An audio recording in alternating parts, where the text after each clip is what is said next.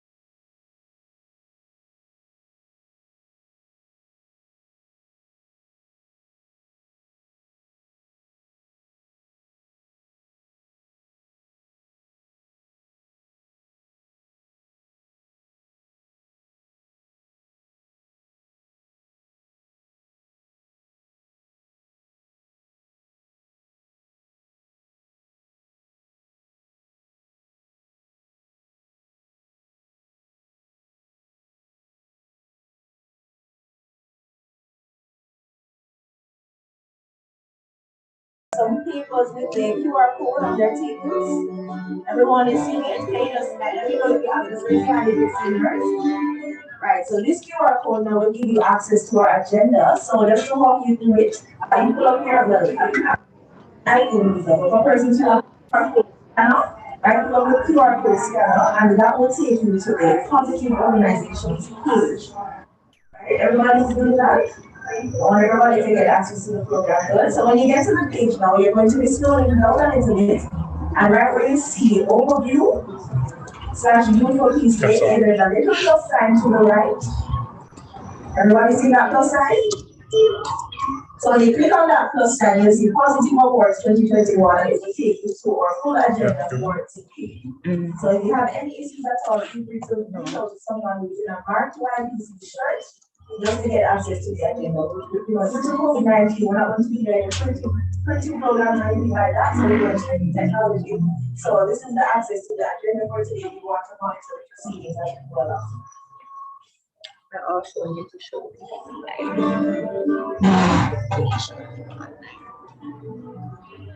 on the YouTube.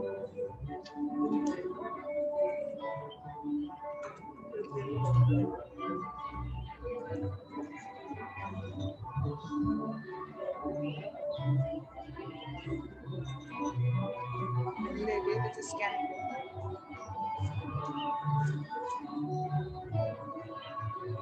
Like upside down.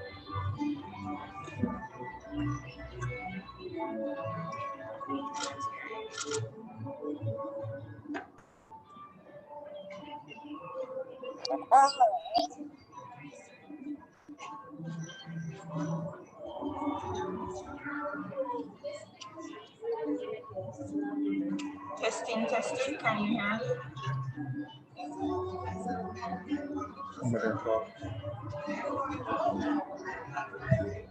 So live via YouTube?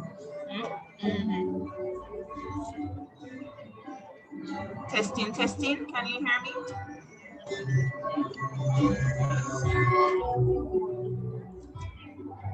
Can let us know in the chat if you're hearing.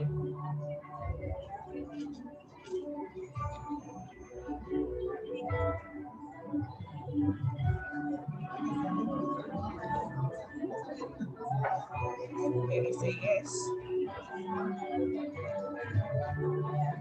Were you hearing the host earlier?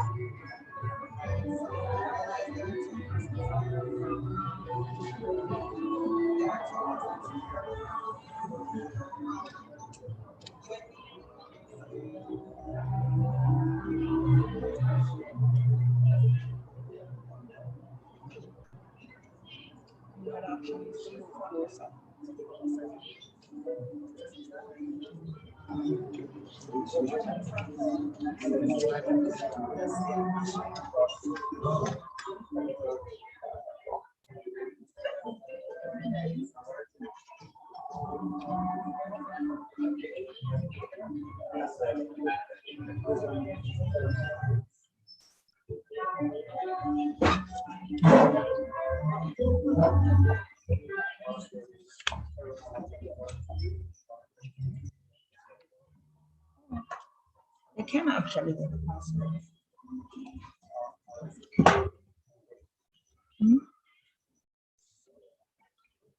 Is it clear?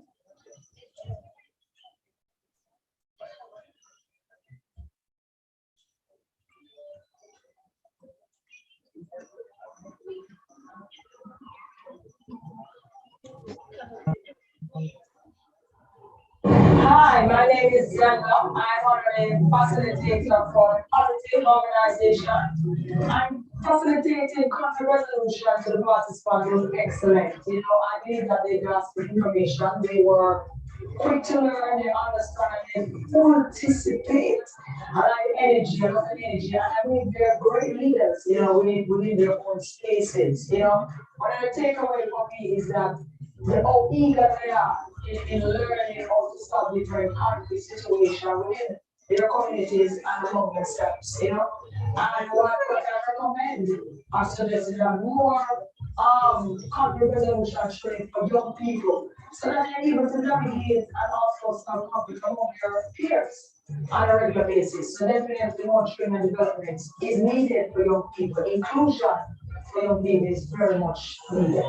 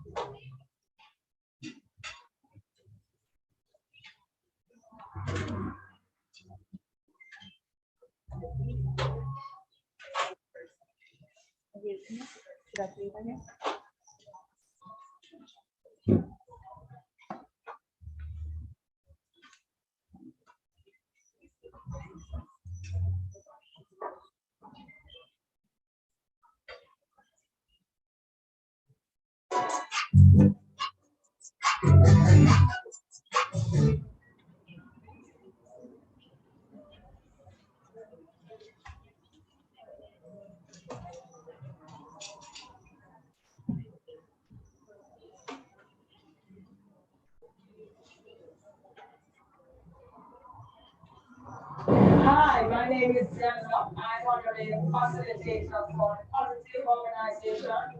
I'm facilitating conflict resolution to the participants was excellent. You know, I made that they got the information, they were quick to learn, they understand, they participate. I like the energy, I love the energy, and I think they're great leaders, you know, within their own spaces, you know. What I take away from me is that the how eager they are in learning how to solve different conflict situations within their communities and among themselves, you know.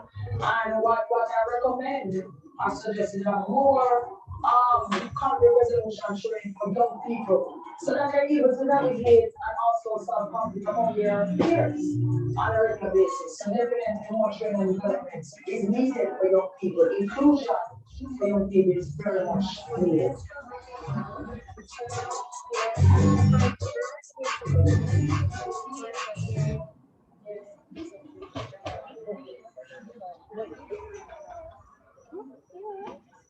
Remember when they said, sometimes never can just welcome. This is the one I don't know. For me, I just I think it's you. It's you. Oh, you sent him one, right? Yeah. Oh, so I just read anything I say. I thought you guys were going to do for you because I don't know if you know. Yeah, so I remember what do you want to say? What she said?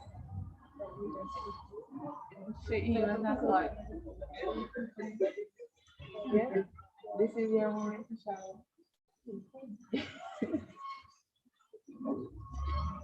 Maybe I can just laugh those two up there for the one in the middle.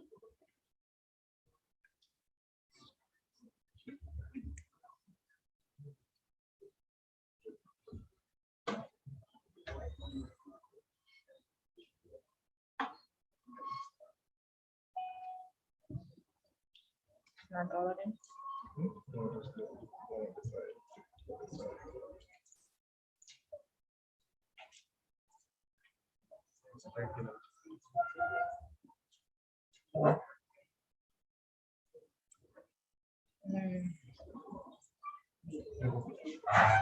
That's not next to you, and then I would If you spell Jerisha, then Nisha name, you put the wrong last name. And she was like, I'm seeing something. Yes, I told you. So I said, this is on our moment.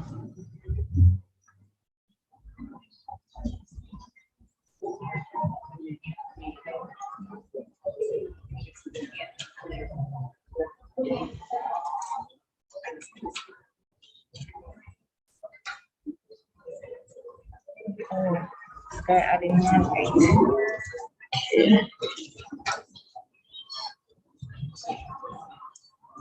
I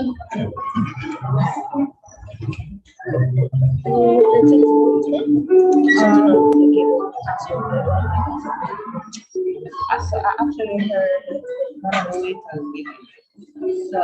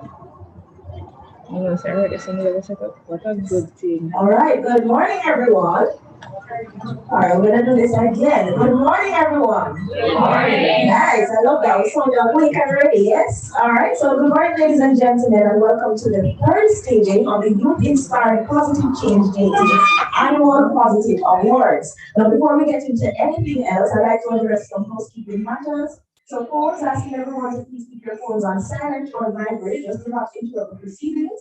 Wi-Fi password, I'll pause for this one. Wi-Fi password is Terra Nova, capital T, comma N, no space, right? And that's just to access the agenda, right? And remember to use your QR codes to do so.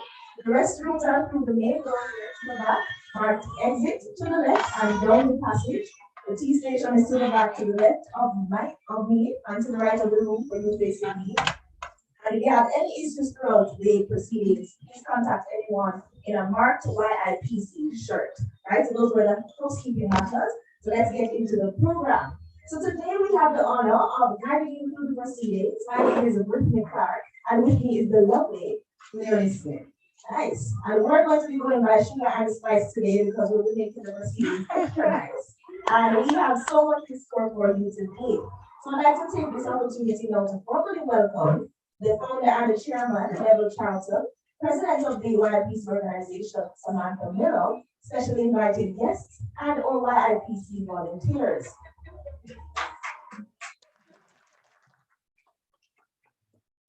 As Sugar would have mentioned, this is the third staging of the Youth Inspired Positive Change Jamaica Annual Positive Awards. Last year was a success for the organization, but unfortunately because of COVID, we were not able to host an awards ceremony. So we had to come all out for this year. And so we wish to thank the organizations that have been supporting us over the years and who have invested in youth development. We would not have been able to do this year without them. So help me in thanking and recognizing our partners who are here with us to celebrate under the theme Youth Empowered for Peace, in line with the UNDP Jamaica's Amplifying Youth Voices and Action AVA 10 project. Help me in recognizing UNDP Jamaica.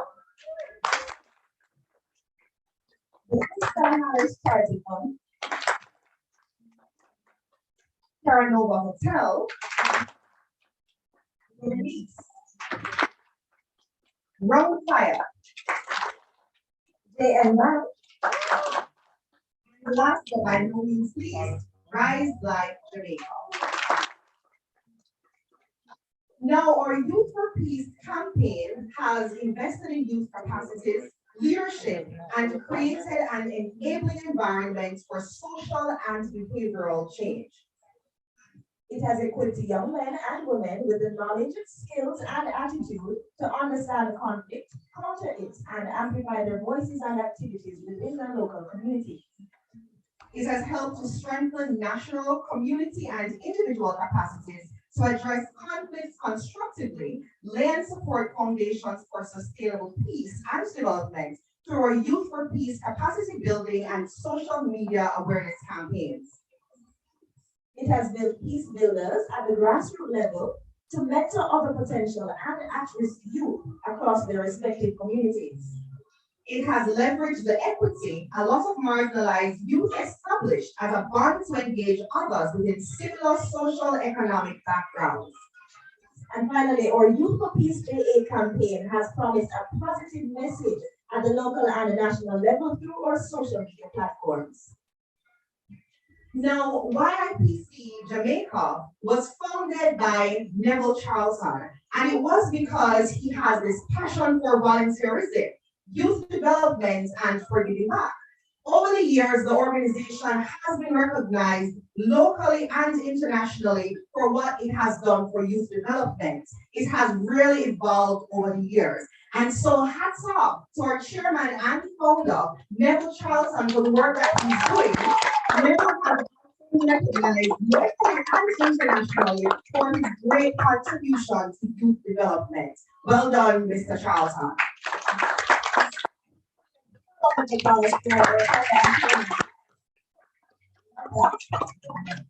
Right, now at this time, I'm going to be inviting Constable Kevon Garcia to offer prayer, and he's affectionately known as Bob.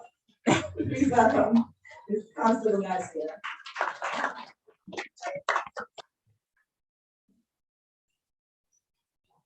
Thank you very much. Good morning, everyone. What's up on the morning? Constable Kevon Garcia. I've been tasked to give a word prayer. So if you wish to stand, please.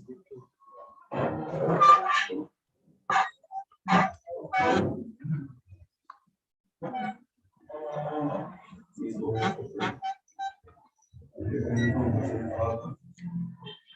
Before I start, before I begin, I ask that if there's anything that is hidden in that, you stop this prayer from going to you there, Father, I ask that you will remove it. And Father, we thank you for this morning that you have given us. We thank you for health, we thank you for strength. We thank you for all the other things that we normally take for granted, like we are in our right minds, we are fully clothed. We thank you for food, we thank you for shelter. Father, we thank you for everybody that is here. We also thank you that we brought him here safe. Father, we pray that you speak us for today, and we pray that you will be with the program and that it will go without any incidents. Father, we ask that you will send your only angels to encamp around us. We ask that you will forgive us of our many sins. Father, we ask that you will be with us for the remainder of the day and that you will continue to be with us throughout our lives. We ask that you will guide us, protect us, forgive us. These are the mercies we ask. In Jesus' name I pray. Amen. Thank you, Mr. Garcia, for inviting the presence of God for this proceedings. Now, I want you to remember that this is an awards ceremony, so please feel free to clap. Feel free to, yes, thank you very much. Feel free to clap, feel free to do your woos and whatever you want to do because we are here to celebrate. Our ambassadors have worked hard and we are here to recognize their excellence today. Now, during the course of the program, we will be hearing from our partners, and I'll remind you who they are: UNDP Jamaica, Rise Life Jamaica, Christelle Harris from Christelle Harris Charity Fund, Terra Nova All Suite Hotel, JN Bank, Round Fire, and The Release. And so at this time, I'd like to invite Ms. Damarie Gaynor, who is a program support consultant from UNDP Jamaica, to bring remarks.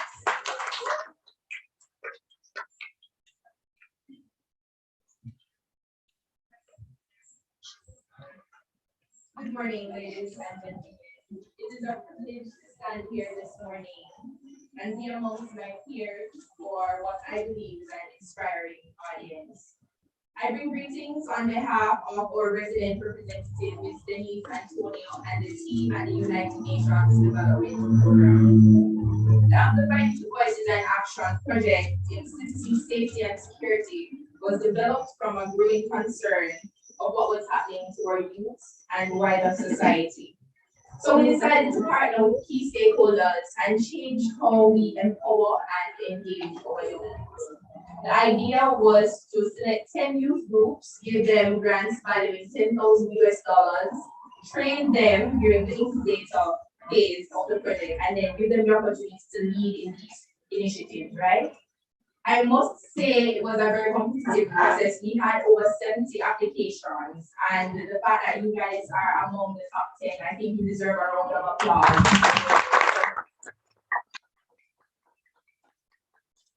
The idea is to have young people to not only have a seat at the table, but to identify issues that are, problematic to them and come up with innovative solutions.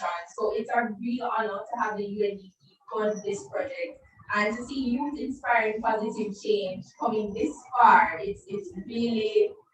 It's a proud moment for me as a young person, and I would also like to add that when we started the project, I would have used a seed analogy, right?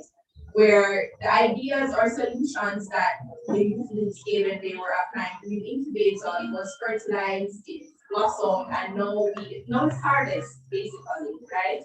We're seeing the rewards of what young people across Jamaica have been doing to impact change. So I want to thank all our stakeholders, Rise Life Management, Ministry of National Security, Ministry of Youth Education and Information, PSOJ, PIOJ, and UNESCO.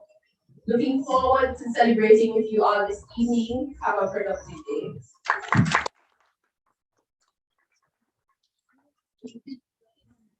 All right, thank you so much, Ms. Damarie Gaynor, who brought greetings on behalf of the UNDP team. Can we get another round of applause?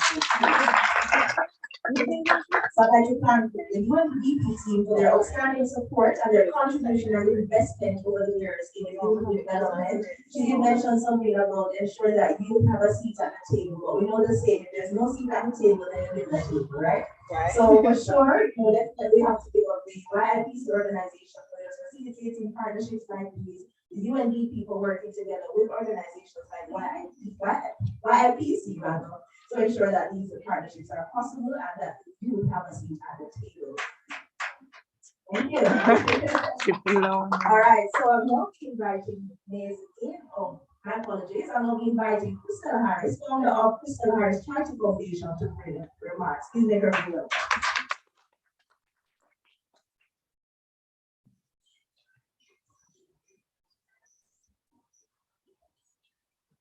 Thank you, Sugar and Spice. Sugar and Spice are lovely, aren't they?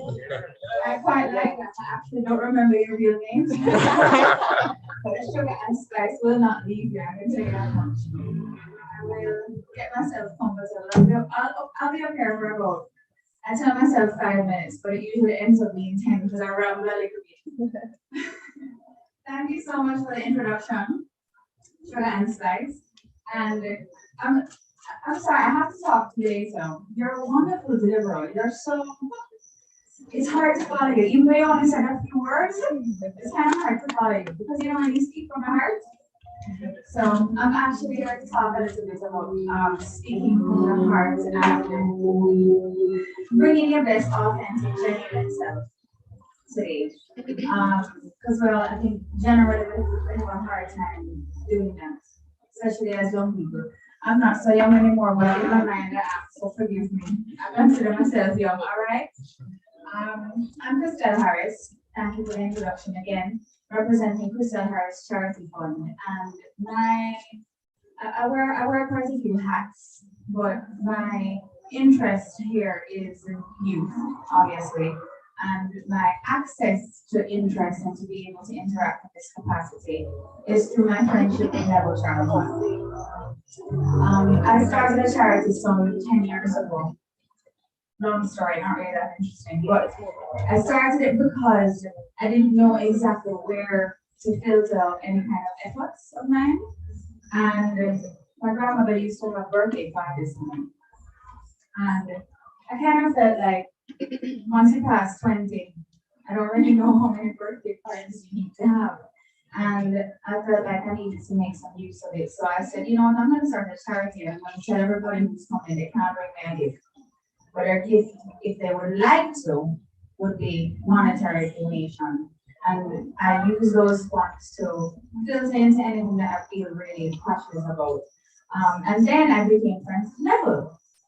So I was looking into being the ambassador for this international project called Good Deeds Day. And Good Deeds Day puts together, like they basically create an opportunity for millions of volunteers all over the world on one particular day to do good deeds. No matter what it is, it's just good deeds. So I was looking into it, and when I emailed them, their headquarters is in Israel, they said, you actually have a representative in Jamaica already. I said, oh, really? That's great. Okay. And I reached out to Neville, and he said, oh, Christina, hi, nice to meet you. Have a partner? You know, Neville already. So I said, sure, why not? The more the merrier. So we came together the first time a few years ago with our first project in Tibble Gardens. We did a revamp of the Peace Park in Tibble Gardens. We're lucky enough to be able to get a tour of the community and learn, apart from just giving our service. We were able to actually benefit as well and learn from the people in the community. And that was the beginning of our friendship. So I've always wanted to support anything that Neville does because I really believe in his efforts and I see the benefits and the fruits of his efforts firsthand. A few years ago, actually 2 years ago, right in this room, it was oriented a little bit differently, but I was at this positive award again, and it was my first interaction with a young man named Daniel Steele. He was one of the 6 persons invited to speak at the Positive Awards.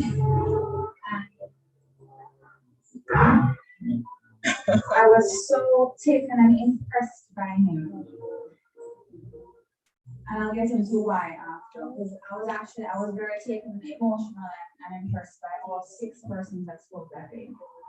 But Daniel was 17 and he spoke about his daily experiences in his community.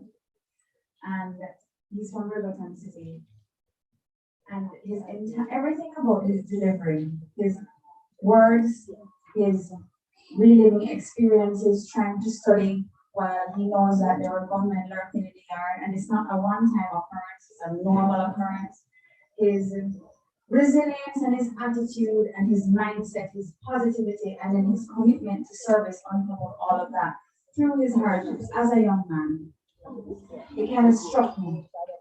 And his authenticity and his gratitude for life and his relationship with God and his perseverance and desire to do the best that he can every single day. When you show up where proper, you do the best that you can. And I was just so taken with him. Now, on top of all of that, I speak good English, but at times I really get taken with patois. I know you would laugh at me if you saw me, but it's a part of me, okay? And Daniel's, the way he spoke, I was like, can I hire you to be the phone operator at the hotel? Even though you're only 17 years old. It's something that really kind of put the cherry on top of me. He wasn't looking for a job, but of course, at 17 years old, when you're doing CXCs, you're from a depressed community, I wouldn't, I think that he definitely welcomed the opportunity to form a relationship in some way, shape, or form. So I said to myself after I heard him speak, I was not allowing him to leave this room without his phone number and without exchanging contacts. 2 weeks later, he was an intern in my office. I was paying him out of my pocket because I didn't have a position for him. I could say to the company, come on, you know, this guy is coming on board. He was only 17 at the time as well. So he was in my office and I had him reading books. So where a lot of has. I sell rum, I manufacture and make rum. I'm affiliated with a hotel, I'm in retail. I had him in my office reading books about rum. I didn't know where to put him, but I knew that I wanted him to be in my space. And I knew that I could somehow give benefit to him. I swear all of this has a point. Sorry, I'm like a long-winded, no? So within 2 weeks he was in my office and I had him paying as an intern, literally just educating himself about rum, because that was my main focus at the time. And fast forward 2 years, he's working at one of our retail locations. He's been there for over a year. He was just helping out on the floor, and he recently got a promotion to inventory supervisor, which is pretty much the second highest position that you can get apart from store manager in our retail facility. I tell you this story because I say I want to kind of send home the point. When you get an opportunity, never ever underestimate the opportunities that you can further create for yourself by showing up as your true, authentic, respectful, best self. Never waste an opportunity and imagine that this is where it ends. Even for me right now, there could be somebody in the room who, if I get a chance to connect with, my life would be amplified even that much greater. And I just showed up to talk because never invited me to do so. So never take things at face value. I don't even remember what my people says. I always write these things and I never end up actually reading them. So I wanted to use Daniel's story to really just send him the point that I want to encourage you to always be your best, true, authentic self. Do everything from a foundation of love, integrity, and respect. Now, most of the people in this room, if not all of them, probably don't have to say that too, because chances are by your affiliation with Neville and the organization and what you do on a daily basis, that's what you live your life anyway. So I'm just grateful to be able to be here.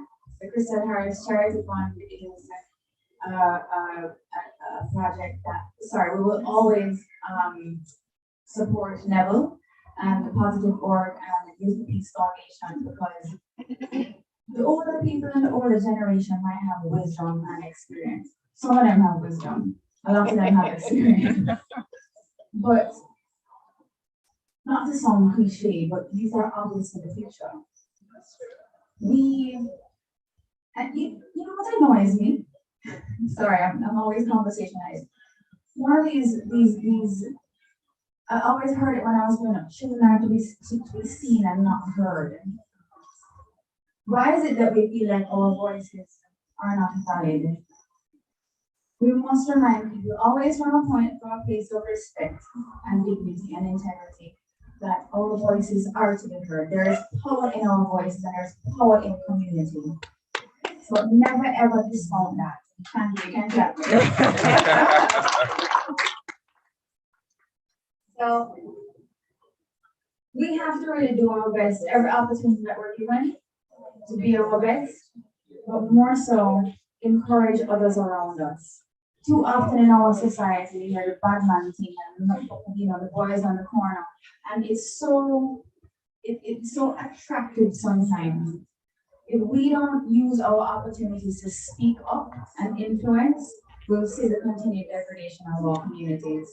And every single person in this room has the power to influence one other person. And that other person could possibly take your influence and try to spread it themselves. So never, run out the bad man thing. And I don't have to say that to many of the people in this room, but even if it reaches one person and it has value and use to one person, it wouldn't have been a statement wasted. So never give up an opportunity to positively influence, especially those younger than us. because they're always watching and they're like sponges. Congratulations to everybody in this room.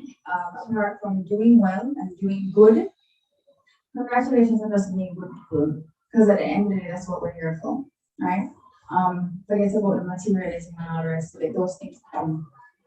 They eventually come, but they can't come unless we start from a place of goodness and integrity. So thanks again for the opportunity, Neville. I will continue to support you and I'll be proud of my support for you.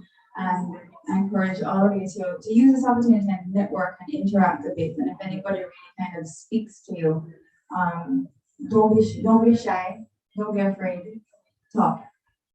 Cheers. Thanks, everyone.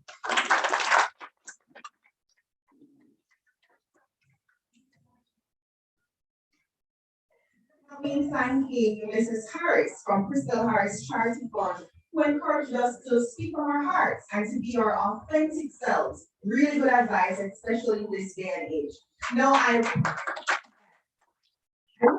want to too that Crystal has been a very, very integral part of this organization. She has sponsored us and she has contributed and provided support to us by strengthening the organization through job creation, and she would have mentioned what she did with Daniel Bell. And Daniel is one of our shining stars. It's just a pity that he's not here to share with you today. So we wish to thank you, Crystal, for your continued support, and we are really looking forward to partnering with you in other ventures. Now we are going to be hearing from one of our ambassadors. She is a world-renowned poet, and she's going to be sharing with us today. Help me welcoming Miss Christina Williams as she delivers for us a special poem.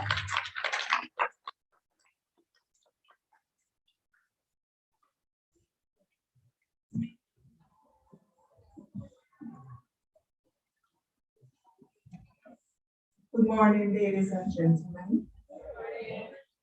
I want to give God thanks for life and just to be here. I'm very grateful, and I hope that everyone is blessed and you will have a blessed function.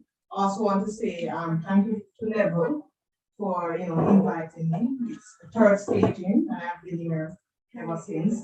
Yeah. So now I'm going to do 2 poems. He told me to do 3, but due to time, I have to, choose 2. And, while I was sitting there and I said to myself, 2 I'm going to choose over the 3. And while Crystal was talking, I heard I had chosen the 2 that I wanted to speak on. So it really resonates. So this poem, Youth of Today, and I want to give a little context before I start to read it, because there's a testimony in it. Now, I won Prime Minister Youth Award in 2014. So the committee asked me to write a poem for the award ceremony. And I came up with a poem, Youth of Today. Unfortunately, they did not. They told me to do another poem because the poem was too long in their opinion. Now, what's so funny, right, is like many years after, I was searching for a poem online. Because sometimes, I can't find my work on my laptop. But I saw my name, Google algorithm. I saw my name and I saw it, basically. So it was a poem quoted during the address by His Excellency, the Most Honorable Sir Patrick Allen, for the investiture ceremony of Poet Laureate Mr. Anna Goodison. But here's the funny story about this. Years back, I had met Lorna Goodison, worked with her, and did not know that my poem was part of that history. That is so amazing.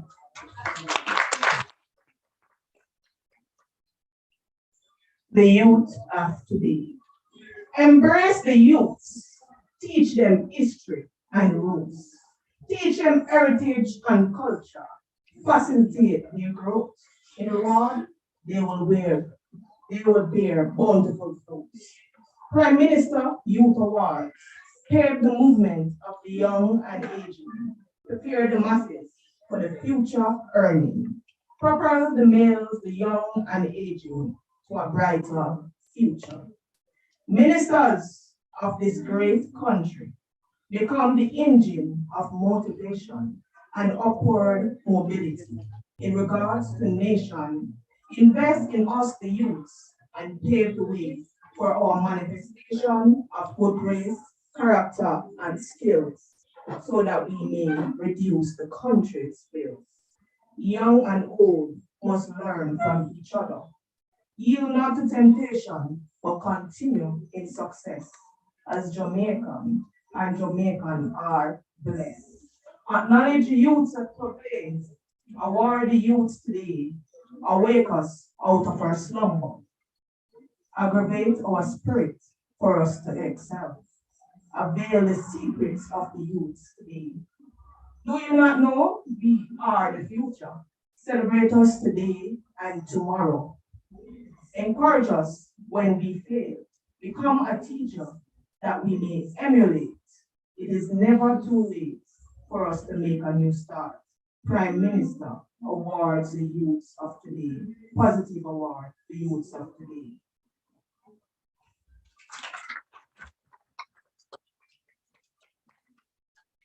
My second piece is Do Not Call Me Poor. Endless possibilities, streams rushing. It is bursting out of the rocks of Portland.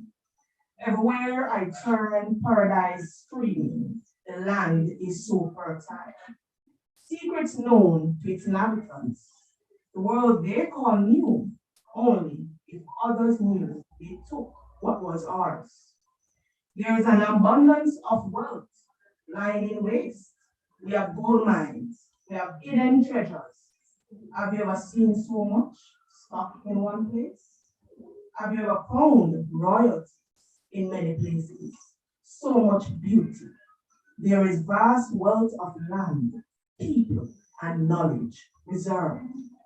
Could you look at endless possibilities? Moreover, call it poverty? Do not call me poor when there are treasures behind unlocked doors. Thank you.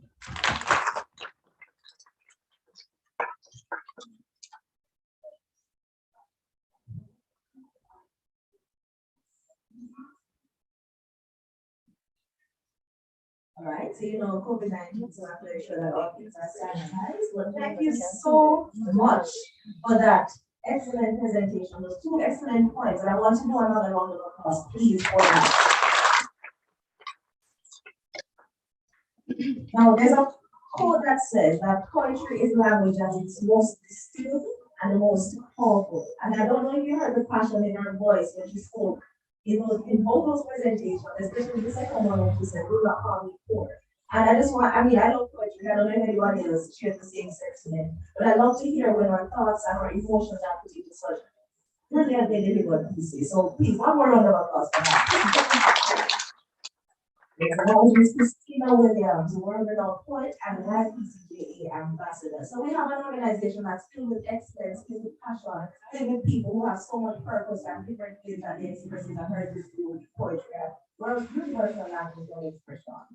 Now at this time, I'm going to invite someone very special. Patient, diligent, passionate, and protective are just a few words to describe our keynote speaker for this afternoon.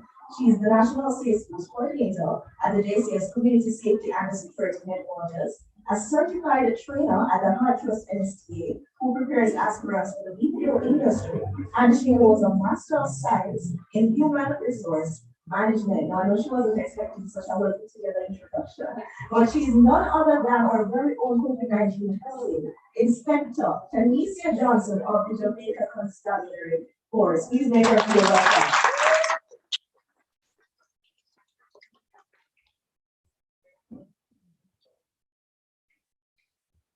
Good afternoon, ladies and gentlemen. Good afternoon. Normally, I don't use my mask, but this is on the face. So, beautiful. Right? All right, it is indeed a pleasure for me to be here this afternoon, and I must thank Neville. Only Neville could pull me out of bed on a Sunday on my day off, but it is for a good cause. And so it is indeed my pleasure to be here. I don't think I want to be anywhere else. And just before I get into my very brief address to you, because I was born, Then I said, listen, 15 minutes. That's a lot for coming from this thing. Anyway, ladies and gentlemen, for my presentation, you might hear a little bit of patois. Please forgive me. Right? I should ask you, is that okay with you? Yes. Because if it is not, I'll just stick to the Queen's language. No, man. Mm. Mix it up. So, a Jamaican with there. All right. So just before I get into it, I heard a lovely poetry going on, and trust me, that is something that I embrace. Well done to you, madam. I cannot sing to save my life, but anytime I see audience, I get excited, and when I see a microphone, Brittany, double excited. And so standing there at the back, and I was just looking and glancing and so on. A song came to mind. I don't know it in its entirety, but just bear with me quickly. Something inside so strong. I know that I can make it. I know you're doing me wrong, so wrong. You thought my pride was gone. Oh no. 'Cause there's something inside so strong. Yeah. Something inside so strong. Come on, make some noise for me.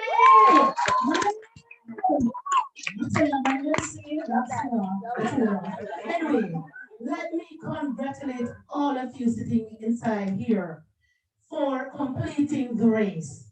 I was talking to Neville and he told me how many persons applied, how many persons fell through the cracks, couldn't manage to the end for some reason. But you are here this afternoon, and that is a signal that you have made it. Something must have drove you to the end, right or wrong? Right.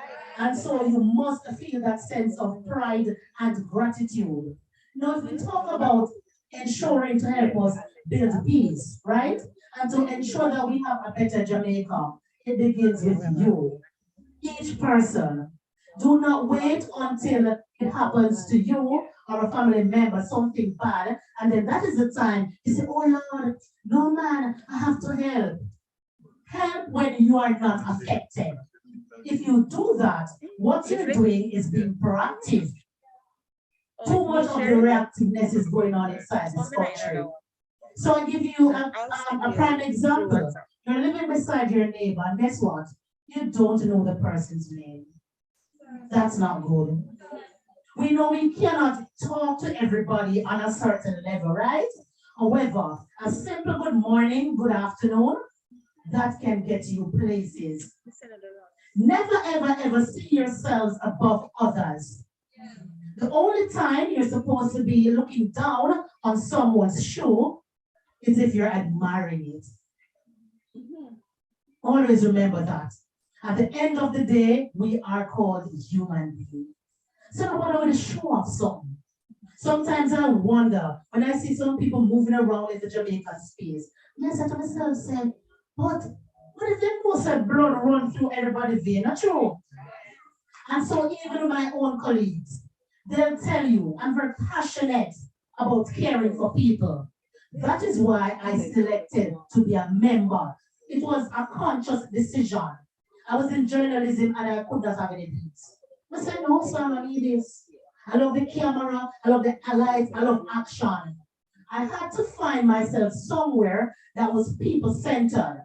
So I went into the hotel industry, doing entertainment, interacting with people from all over different countries and so on. But I still had no peace. Because guess what? From a tender age, I grew up in the police youth club movement. So because of that nurture that I got, it's as if I had no other choice other than to become a member of the JCF.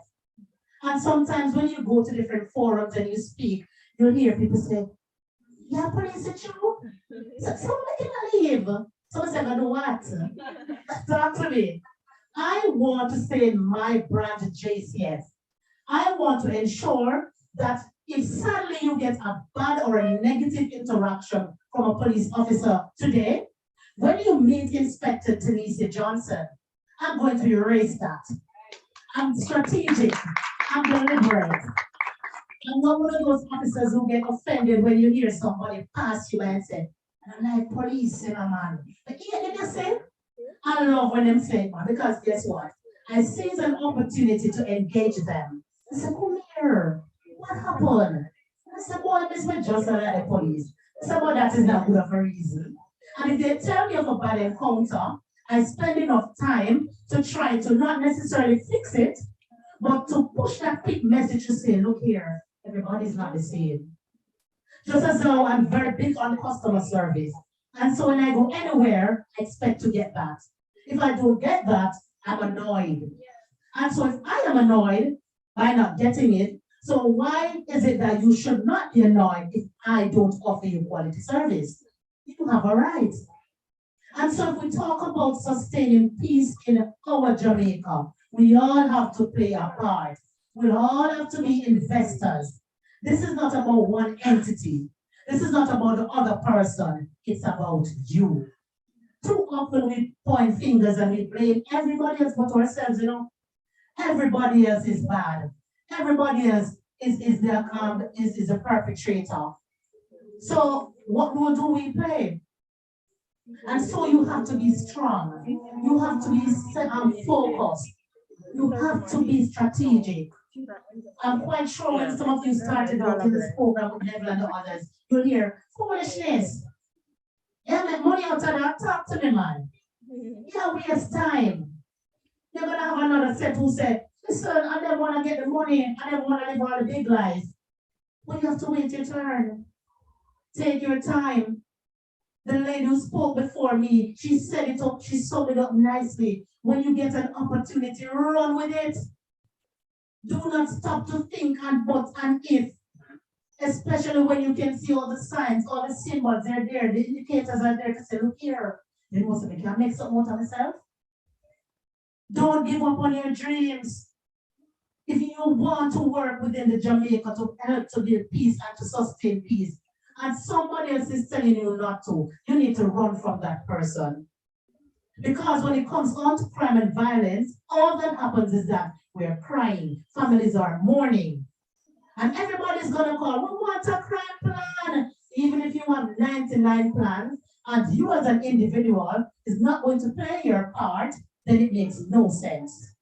And I'm just being honest. Well, so when we have the plan, at least you want to sound good. Thank you.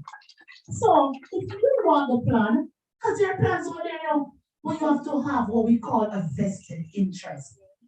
As a police, we cannot do it alone. Stakeholders are important.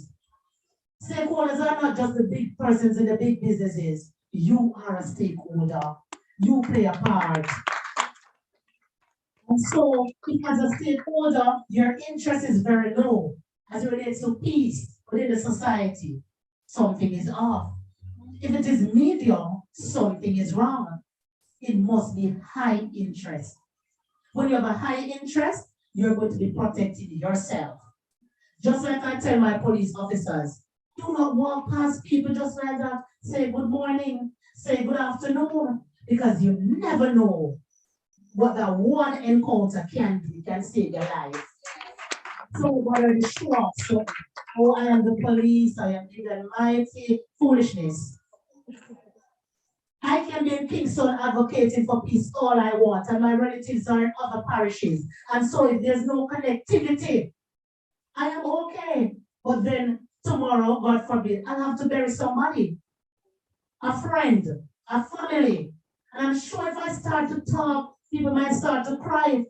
Each of us in this room, I'm very certain that you know of at least one person who fell to the hands of criminals in this country. And you wish you could take them back. But what are we doing? Sometimes we're too silent. And even though you need to protect yourselves, you must talk. Find the right avenue to let it out.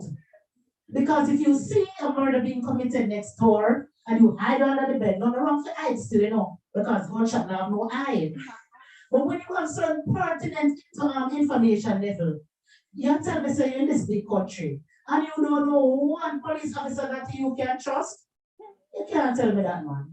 Not buying into that. Something is wrong. Over 12,000, 13,000 police officers, and you have one police officer number in your cell phone.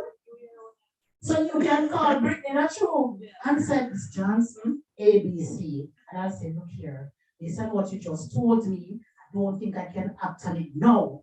Because sometimes when you give us the info, if we act immediately, they might know it's And I'm begging you, this when you're going to tell the police some serious info, I'm going to pinch nobody else and tell them.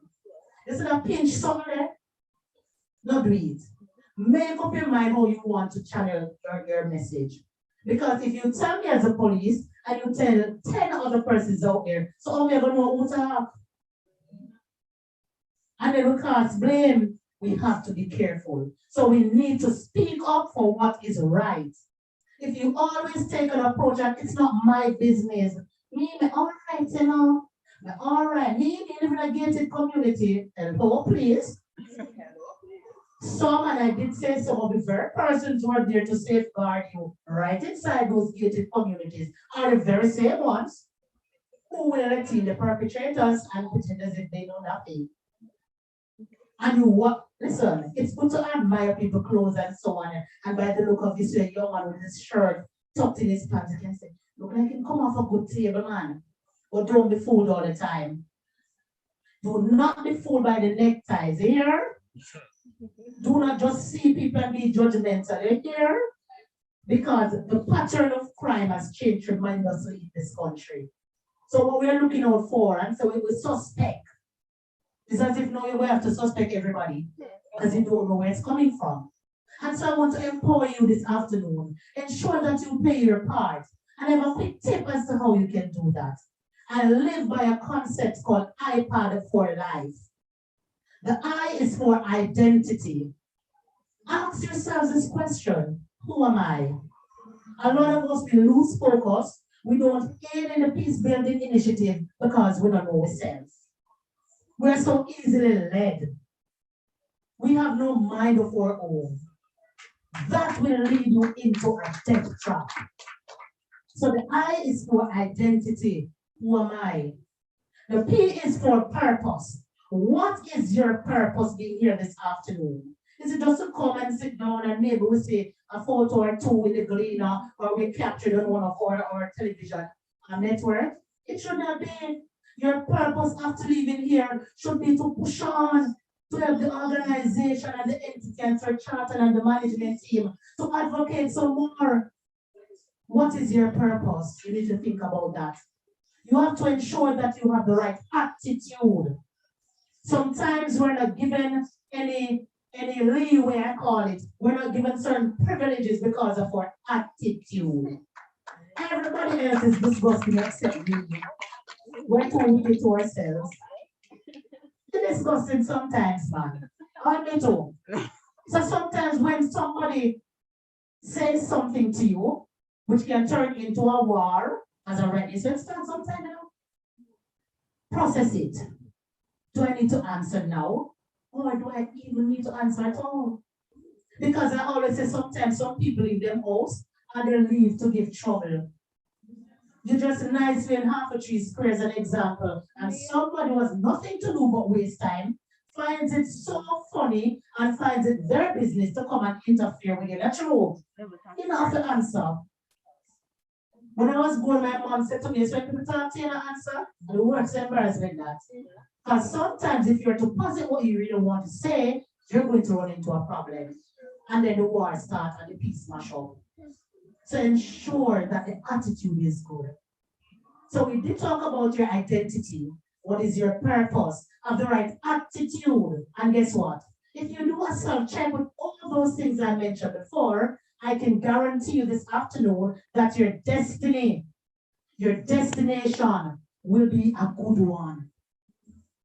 So when you go on internship, when you go somewhere, the lady spoke about it, your attitude of a right.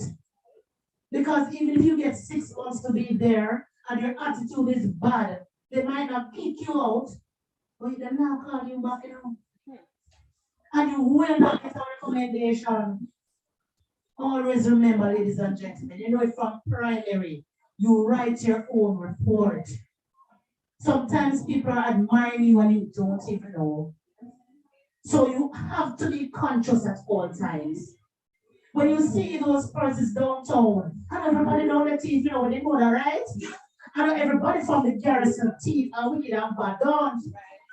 Sometimes it's just a circumstance.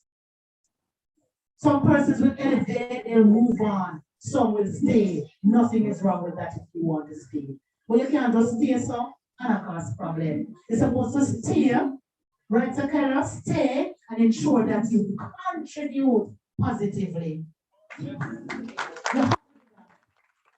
And if you have to carry out the iPad mission, your identity, your purpose, your attitude, your destiny, you have to be strong inside. You have to have that willpower because the negatives are out there waiting for you. I am quite sure that you're sitting here this afternoon in a nice yellow shirt and white shirt, looking all dressed up. And somewhere in your community, somebody is down there right now on your names. Maybe not in a good way. But guess what? That's not your problem. Your problem, your focus should be to ensure that you maximize. Always ensure that. Run with it. I'll close and give you 2 minutes of my personal business. And this is not to show off on anybody. We must learn to treat people good. As I glance at the table and I see a little British, she's called Bruno. And I remember when she used to be, come in our space, I leave it at that. The care that was given to her and shown to her. She's an adult now. So Miss Johnson was a wicked woman who didn't like children. You think Britney's going to forget? No. I should have mashed up on the introduction. Introduction to something, I tell you, was no matter what. Anyway, so I tell you quickly my personal business, and I'm not telling you anything that cannot work. It's what works. When I joined the Jamaica Constabulary Force in 2004, I entered with one single subject. I didn't know anybody inside. I was in St. Mary, graduated from Mount High. When they told me I can do 9 subjects, mother didn't have it. No father around, the regular argument. Absent, gone, MIA. I decided that I must make something of myself. Thank you so much. And that is why sometimes watch the friends that you keep. You don't have to have one, it's okay. You have associates. This is that word called friend. Just don't push it onto anybody that quickly. Watch them over a prolonged period before you give them that position. That's a big title. So the long and short, I went, graduated, and I said, no, sir, one subject is not going to get me nowhere. But I had so much pride and passion with my one subject because I sat one subject and I got a grade 1. Social studies. So I had a ground. And so when I decided I picked up the leader and I advise you youngsters, read good paper here, read good material, search for literature that can educate you. Come on, help gossip. Sometimes yes, you're on Facebook and you see a little gossip and so fine, but do not be caught up in that. So from early I started reading Bleeder, me that. And I saw where the JCF wanted police officers. And I told at the time the person I thought was a friend, well, never do the police test. You know what she said to me? Then not taking is one subject you have. The friends, to watch the friends that you keep.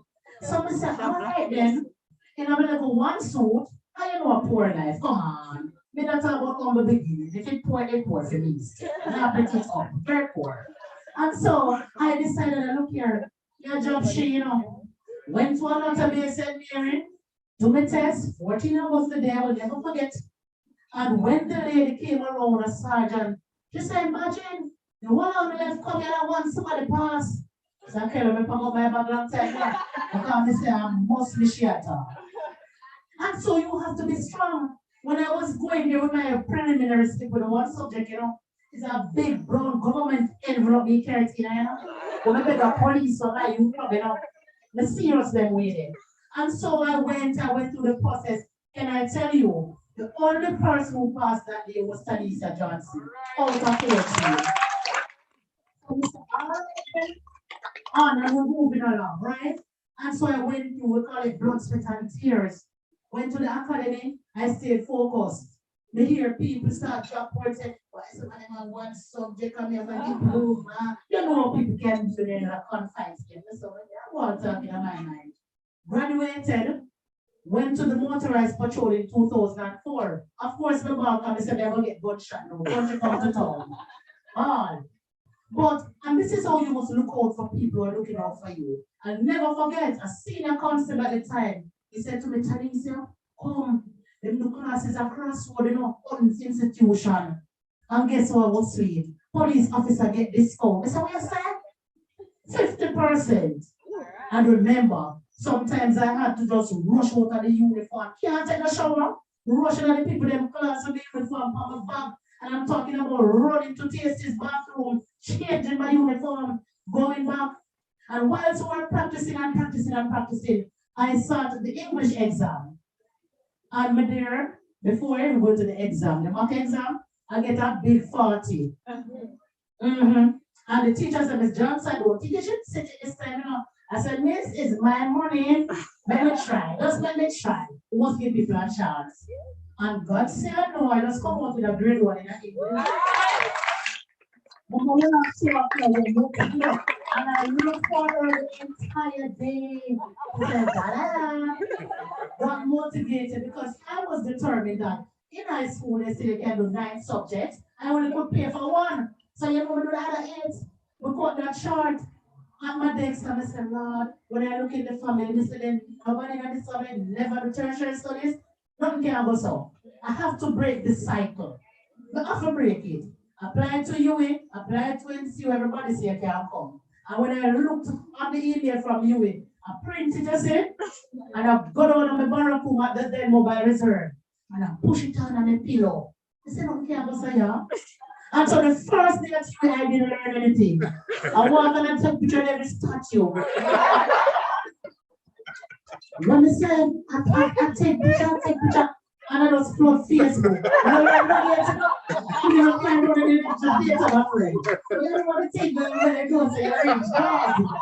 And so I studied and I had to do it 4 years, the first degree, because guess what? I'm not going to make anybody. I'm not going to rob any taxi money. I have to pay for what I have. And so, ladies, you have to take your time. So, for one woman here, a good one, I'm just wash it and pin it on the line sometimes. Yes, as a police officer. Because they say my school fee have to pay. They're not going to block me, I'm not going to be no desk to sit for exam. So I'm saying that you have to make a decision. We cut that short. So when I graduated, I was graduating, I said, now my mother drive around the junction from St. Mary. To hear my name was called Dry So. So he said, Johnson, bachelor's of arts, which is like, no, we want to hear with honors. That night. So when I cut it, I looked at the calendar in terms of age. We said, oh, but my age over drop off, What is? Some of us have boom and run on wicked 2018. Whenever you can, I take a break. 1 master's. And guess what? Because I love people, I said, like, if I do something that is me, I'm going to do well. So when I started HR, oh God, but I also enjoy myself with it. So, of course, sometimes the research will have a problem. But because I love people, all I was doing was just going through the motion to get the paper. I'm going to do that. I'm going to look again and say, Lord, you jump off on the calendar now totally. But I'm not going to stop. Because I remember when I got to the academy, how they let me with the one subject, I didn't tell you. I had to wait until last. That interview day, 300 persons at the academy, I had to wait until last. Because I was a special case. And I remember the then ACP said, Ms. Johnson, when I know something about you, take this opportunity and run with it. I don't know if you answer for me.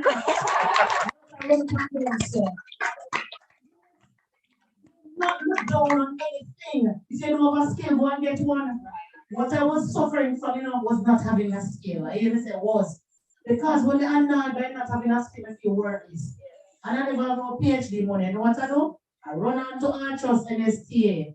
And I sign up for a painting program, They say when the people they roll out the overall give me and the paintbrush, I build the next time I paint, They say, no, when we reach here so. When we reach here so. But we finish now and we get the level 2 still, so don't pay me. I pay this whole building in future. But do something. Do something. That's all I'm begging you, yourself. Fight for peace, but in the meantime, pass the president pick the first. Fight for yourself too. If you don't fight for yourself, you can't fight for no peace. Fight for something. So don't stop. Even if you don't see the money Go out there. When you go out there and people see you, you don't know what can happen to you. You never know. So I done the story now, and I say, all right, then, my last up here, so because what I did here now. This is when Brittany introduced me.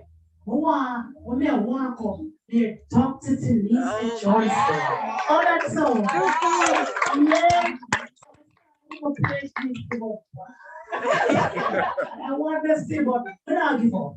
But I share my business to say to you this afternoon. If you're going to find this, one, you have to be disciplined. You have to be conscious. You have to be strong. The strongest soldier get the hardest fight. You know what I listen to the fool they matter. That's what they're saying is nonsensical. They'll always have something to say. And when you evaluate it at the end of the day, they have said nothing. What's the point?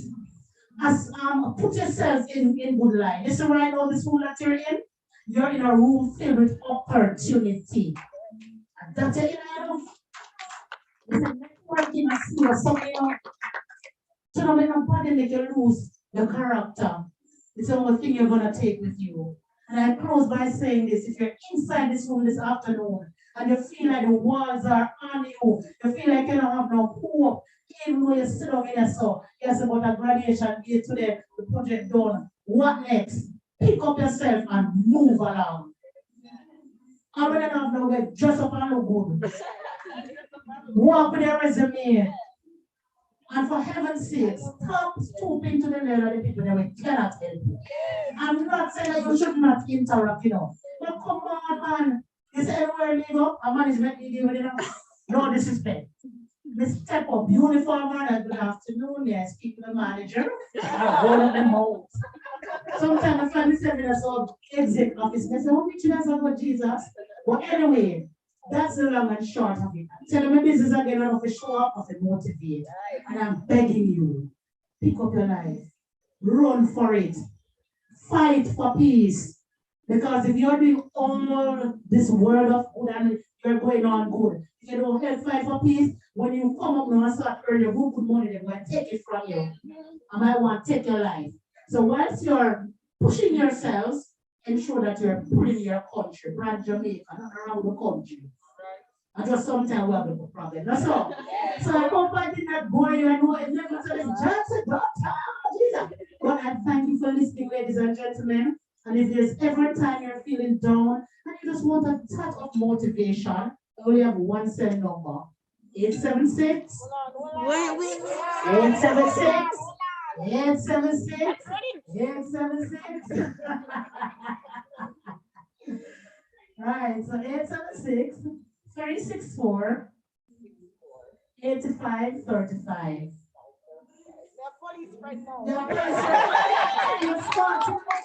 And so I close my sentence for this afternoon, company. Don't worry, come on, about a thing. Cause every little thing is gonna be alright. Listen, my God, come on, never gonna call them out. Thank you.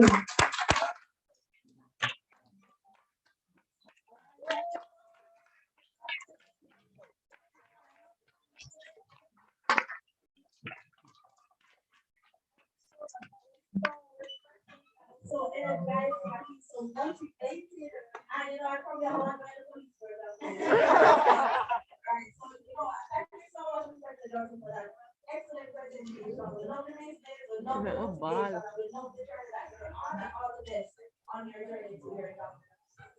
What a powerful woman. iPad for Life. what are you eating?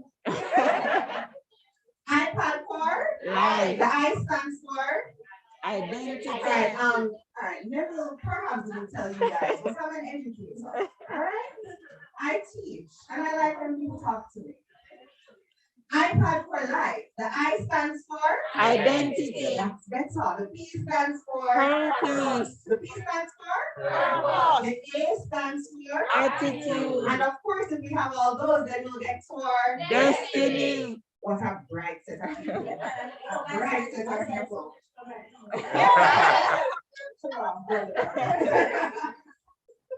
We're really happy that Inspector Johnson was able to share with us. Give her another round of applause. I love the woman. I love her. She encourages us to not just stay where we are, but to pull our country along with us as we're on our way to our destiny, right? As we're going to our destination. And if you forget anything else that she said today, don't forget, Christelle also said it and Inspector Johnson reiterated it.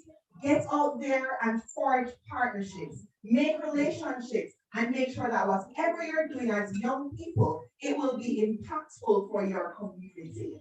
A really, really powerful keynote address we got this afternoon. And so, along with Inspector Johnson, let's again pause just to say a big thanks to our partners, UNDP Jamaica, Terranova Hotel, Run Fire, and Rise Life Jamaica.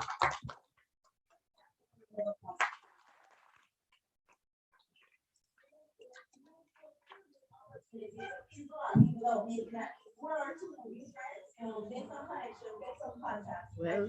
no one said That's right. Now it's time to hear from the voice of one of our Youth for Peace JA ambassadors, right? And Kamar Nolan. Now, Kamar is one of our ambassadors that's living in Denham Town, and he's going to be doing something as he did last week for us. I don't know about you guys, but we were watching TVJ last week Wednesday, and we saw this incredible young man that came on with Neville. Kamar represented us so well on Smile Jamaica TVJ last week Wednesday. And so we're asking you to come out and just share with us how the program has been for him.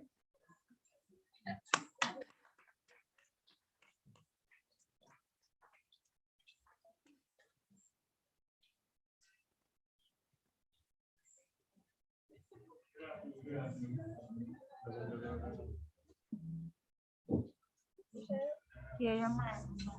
You're not saying.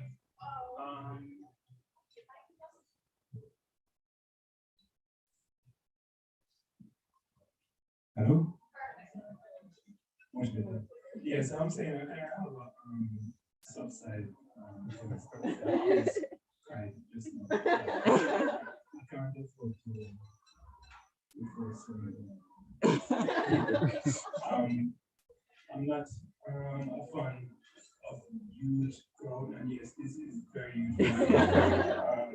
Inspector Johnson, congrats again. And I'm a huge fan of persons similar to that of Miss J. Trust me, if I will, well, I'm going to start. I mean, I could talk and talk and talk similar stories to that of Miss J. So again, Kimar is the name. You are just the piece of this.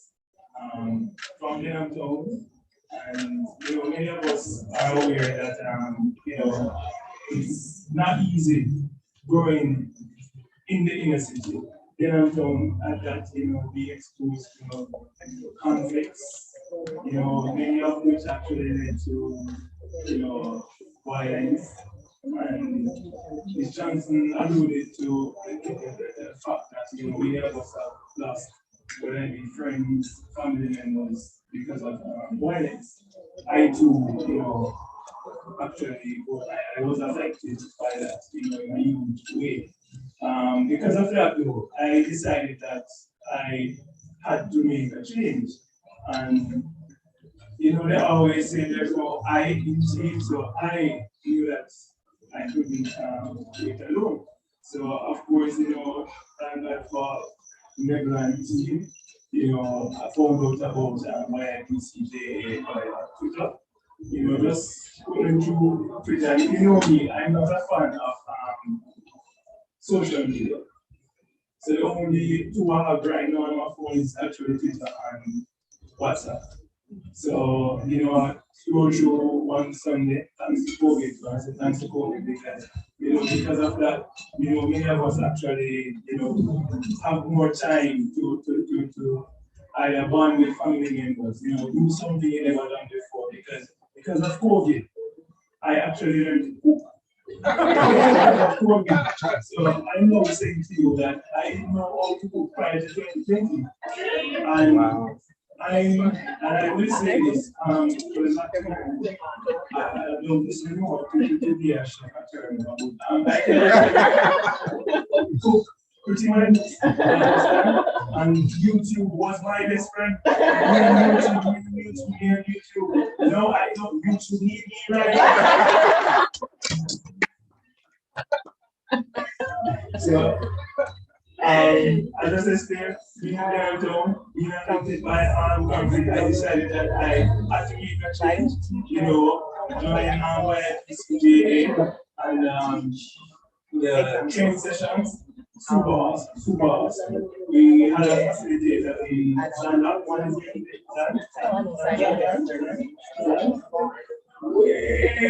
Yes, Cutie!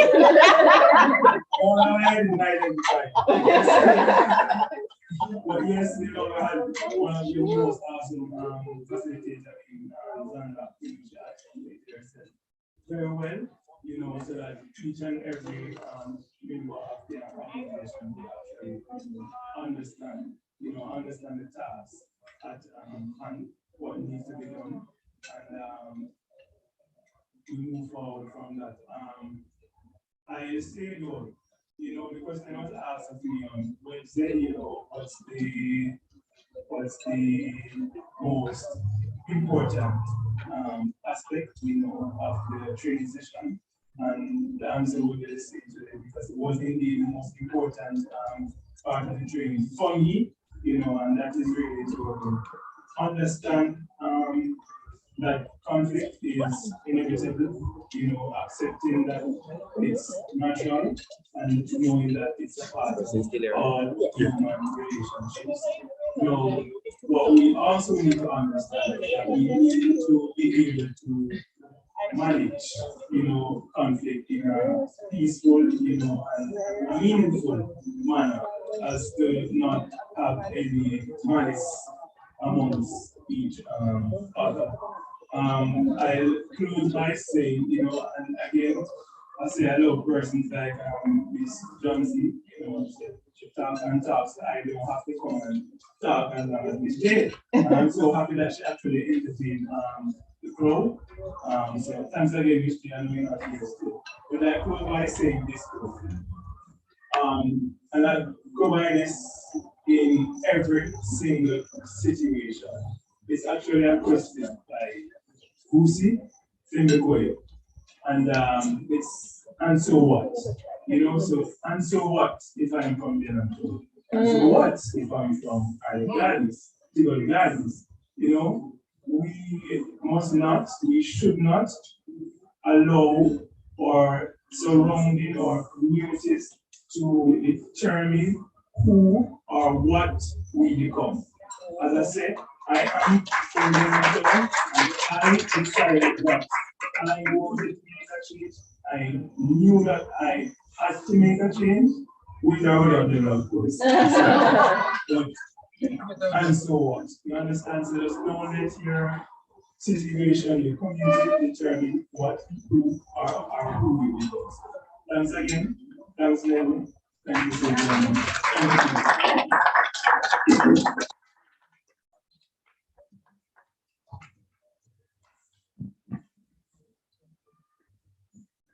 All right, so life is about 90%, but about the 10% of what happens to you at 90% of how you react. Human reaction is and so what, right? So can we get another round? Good.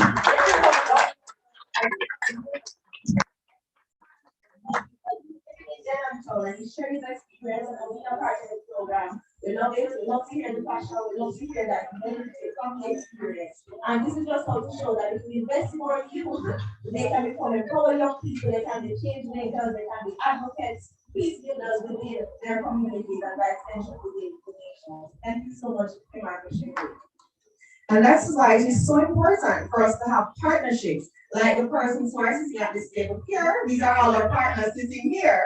So once again, let's acknowledge and thank them And it's so important for us to have these partnerships with stakeholders for youth development. And it ties in so nicely with SDG 16 and 17 that encourages peace, justice, and strong institutions for partnerships to achieve the goals that we have identified. Like Kamar said, and so what?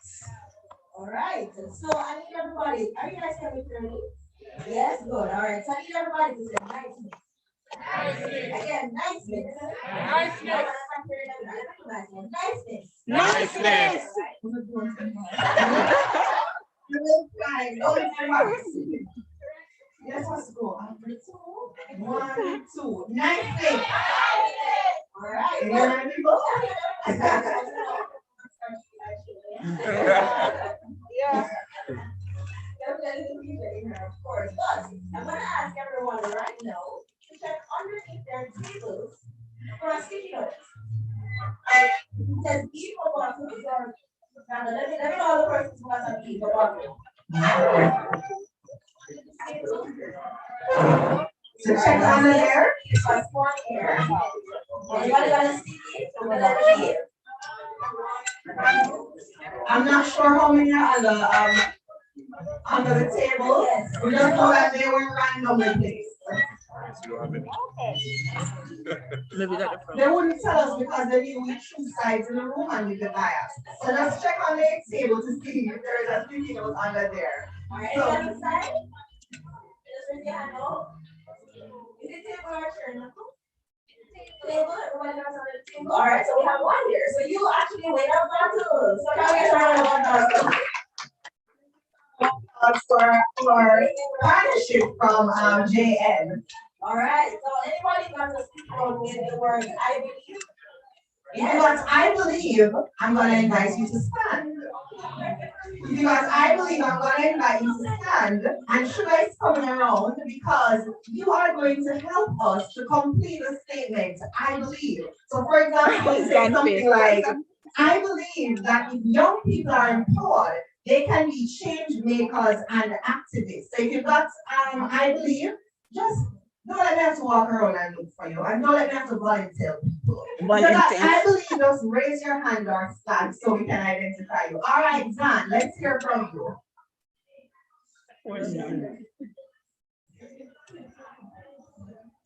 I believe I can.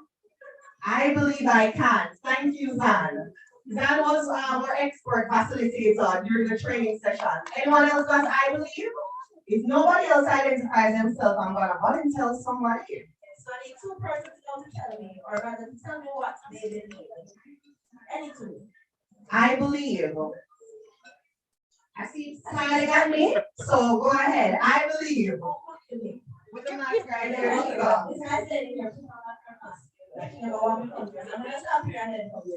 I'll defer to you. I believe that if the one is involved, we can have it. Right, yes, I love that. I believe we're agents of change. Awesome. Give a hand for our ambassadors. Give a hand for our ambassadors. All right, so now we're going to hear from another of our partners, and we're going to invite Ms. Sandrine Scarlett from Rise Life Management to bring us remarks on behalf of that organization.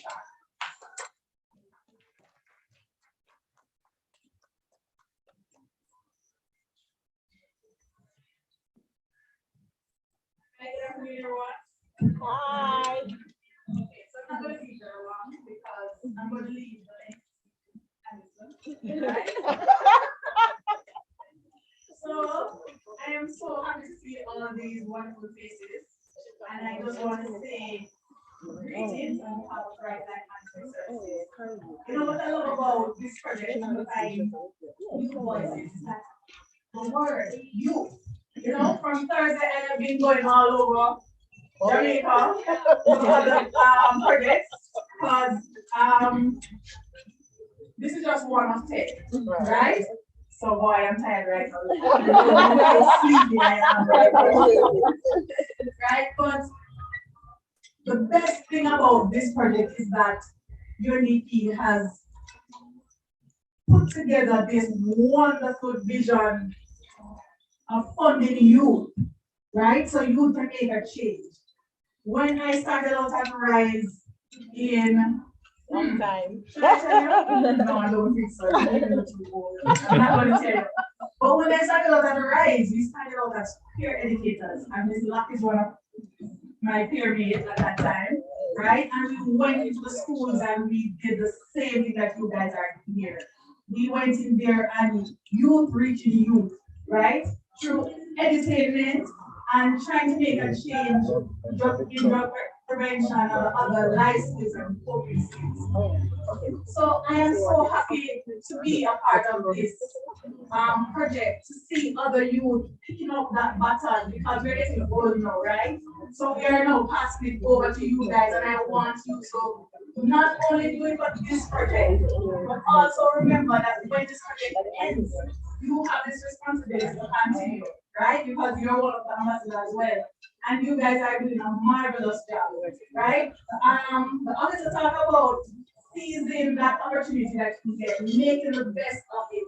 And trust me, remember they say opportunity knocks only once, and it's not a lie, right? Sometimes for some people it never knocks. So when you get an opportunity, you make the best of it. You make sure that you grab it, and even when it's raging like a bull, you hang on and make that fight and make sure you make the best of it.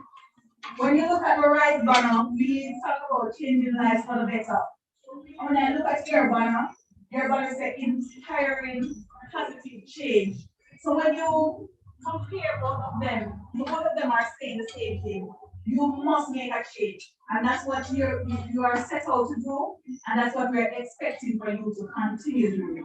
Make that change, make that upliftment within your community, enrich and strengthen other youth so they can also make a positive change, right? And alternatives. You cannot make change if you don't have alternatives. You have to provide that avenue for you because you love like excitement. And if there's no excitement, then why am I going to do it? The positive way is never not going to excite you. So you have to bring that for them, that energy, that's why they come into your space, they can see why they're there and why they want to be there. Right? Because that's the only way we're going to make Jamaica a better place. That's the only way we're going to reach our 2030 vision, right? So I am just encouraging you guys, and I am asking for you guys to just continue being the ambassadors that you are today, tomorrow, and forever. So whenever we look at your website or whenever we see one of your guys wearing your shirt, they're representing, right? And we're feeling proud, and you are also feeling proud.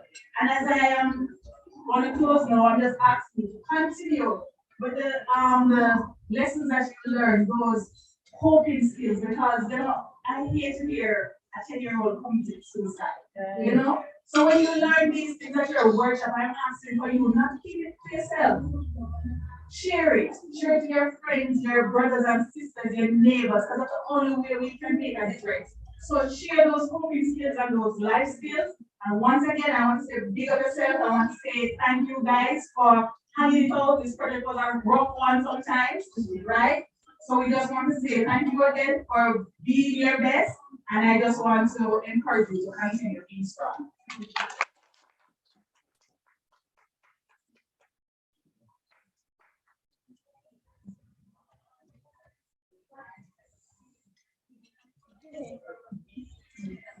All right, thank you so much, Ms. Sandrine Scarlett for Rise Life Management. And we really appreciate your speech. Where did you go? Oh, okay. Yes, really appreciating your presentation. It was short and spicy, but very impactful. I just want to thank you for your invaluable contributions. You and the Rise Life team to ensuring that young people are not just consulted, but given opportunities to lead and execute programs. So thank you so much again. And we get another round of applause. So again, we're here to celebrate, and we are here to also hear from our partners. And I do want to reiterate, it's Amplifying Youth Voices and Action Ava 10. So you'll be hearing me say this throughout the rest of the program, along with what's rather spice over there, we'll be saying it throughout, just to keep it in your minds to know what we're about and what it is that we're representing this afternoon. Now I'm going to be inviting Ms. Alicia Clark, The acting assistant manager of onboarding and operations from JN back to bring remarks. Please make them feel welcome and to the training.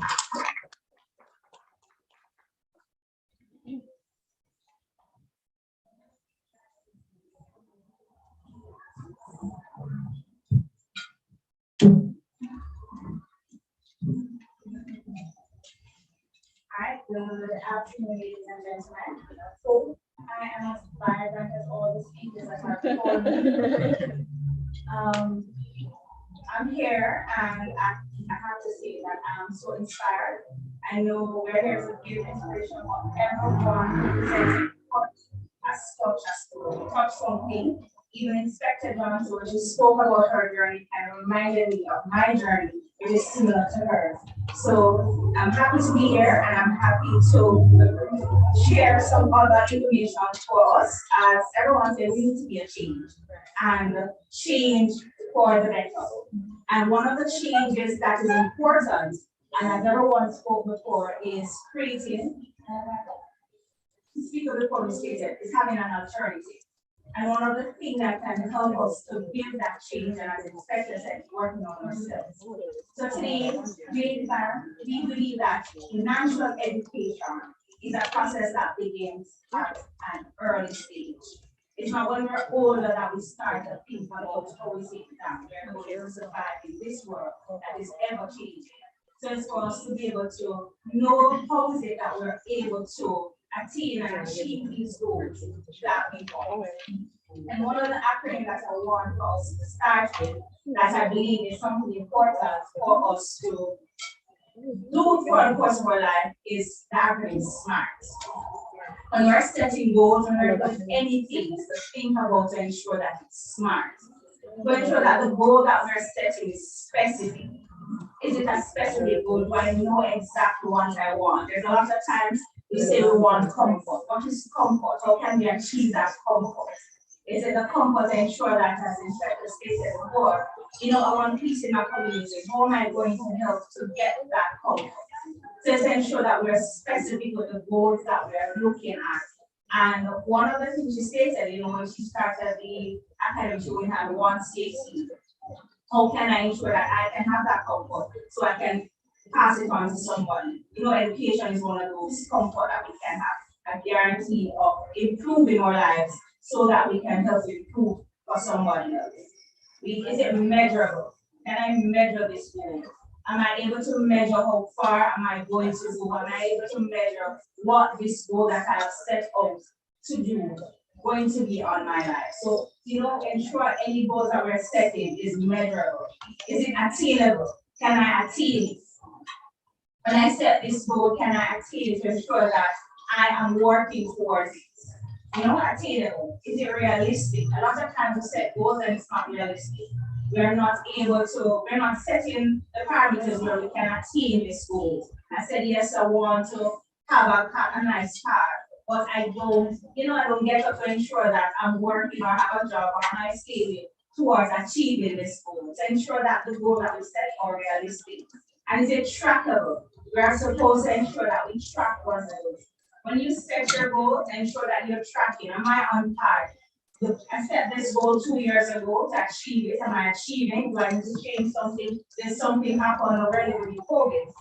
So many of us thought that we'll be living in a time like this, So is it that I need to adjust this goal that I set?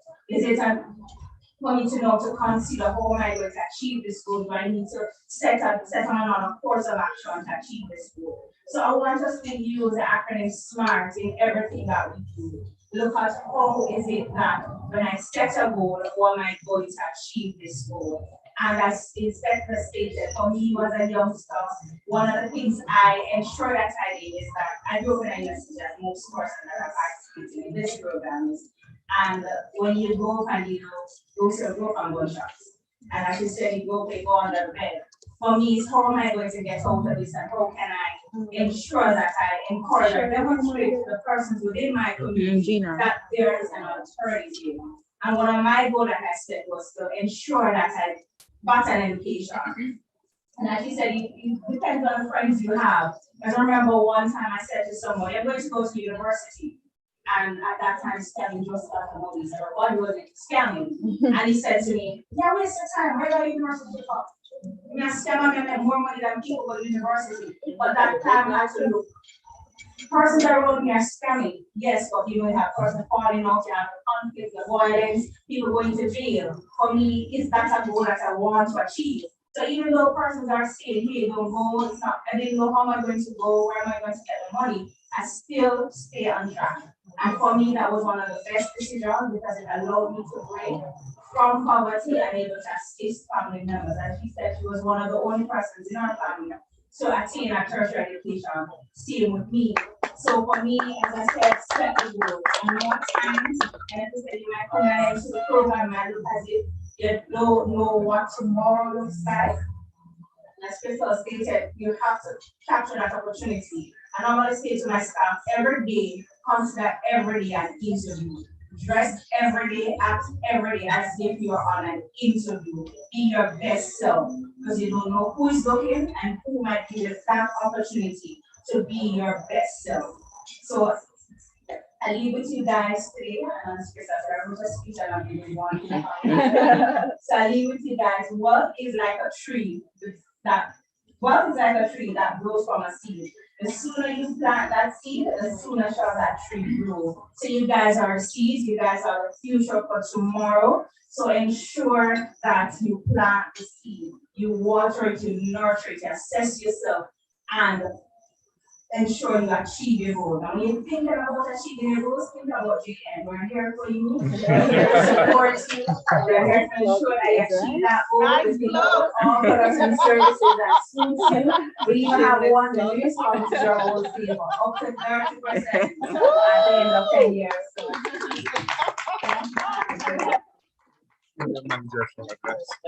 Should get my question.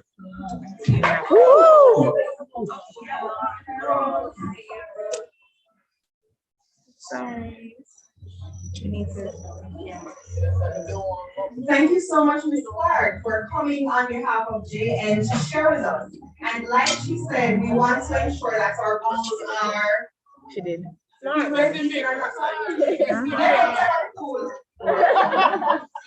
to ensure that our goals are.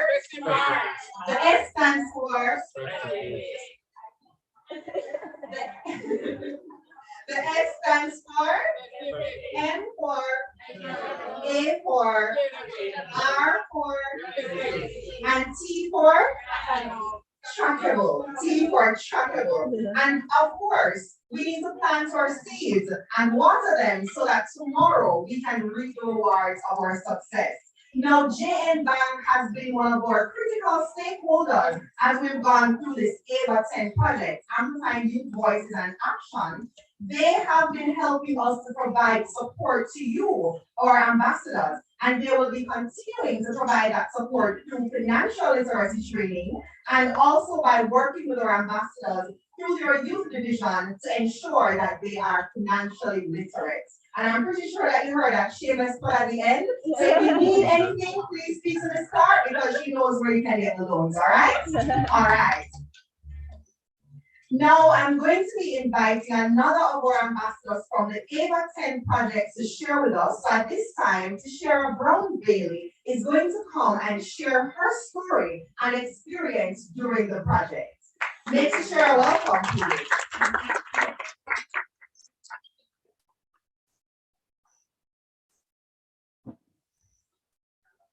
Good afternoon, everyone. I am super. I think we should. First time speaking to basically, but never asked me to speak. There was no preparation. It was way back in training. So in training, Zan, our facilitator, she was instrumental in her delivery of our training, and I am super in awe of her. Right? She brought us a lot of some of our biases, some of our concerns. For me, personally, we're youth, and we experience a lot. They would tend to share, and I can see from the community where I am from, I'm not going to share that part, but for the community I am from, we grew up with a lot of violence and conflicts that has shaped how we communicate, how we address everyone. And for me, it was, as Sergeant Johnson said, P for what is your purpose? I was thinking, what can I do? How will I be that force to make change in my community? And I saw the program on Instagram. I'm on Instagram, and I saw to kind of to be an ambassador, because I realized if I wanted to make a change in my community, I can't do that alone. It's bigger than me. And while in trainings, and said there are times that you find yourself where you can't manage a conflict on your own. So you have to just get the help you need. And growing up in a community where there is a lot of violence, you experience your friends dying, your family members being hurt. We don't want that for your future. As youth, we can sit back and allow our future to be like this.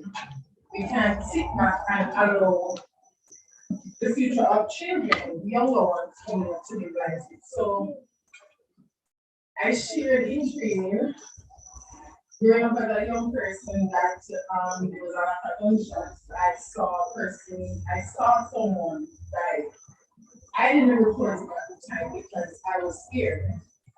I was a child. There's nothing I could have done. But now I'm older, and I think I can do more. So I'm happy that I was allowed to join this program, to be an ambassador, to be the change in my community. But I'm happy that I was allowed to meet so many persons all over the island. We could unite and say, all right, as youths, this is what we are going to do. We're going to create a change within our community. So I'm grateful for being here. Thank you to YICPAT for this opportunity, and just I'm grateful. Thank you so much.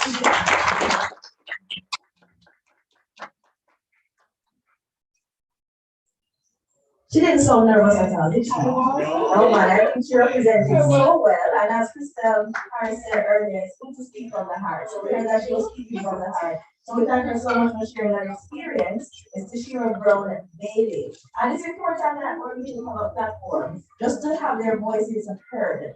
Right? Just to have their voices heard. And we heard of influence in the training session we heard from the other creator. But it's always good. And as you said, the future, well, what I got from it is that you are the future, but it starts with the action that we take now. Right? So we can't wait until the future to start. It's in the future. Right? You have to start in the present and get sure that the future is the ideal future that we want. And while Shashira was speaking, I remember last week she was sharing with us, because I was doing a mindset training with you last week. And she shared with us last week that, almost never joined. Can you imagine if she hadn't joined? Because she has been one of our really great ambassadors. She has been one of our shining stars, and we're so appreciative of you, Shashira. Thank you for coming on board. Now, I spoke about Neville earlier and about how he started the organization. Now, there has been someone who has been Neville's backbone from day one, I want to say. And she is the president of YIPC Jamaica. And so now I want to invite our very own Samantha Miller, our mother, to come and give remarks on the organization and to tell us a little bit more about the award. Now, we're going to see my president of the award.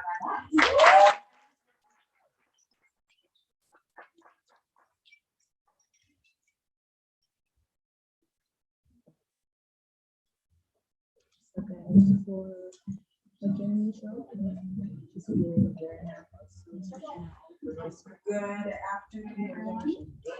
Let me just first begin by thanking everyone for being here with us today, our partners, or ambassadors, or participants of this year's project thank you so much about your not really.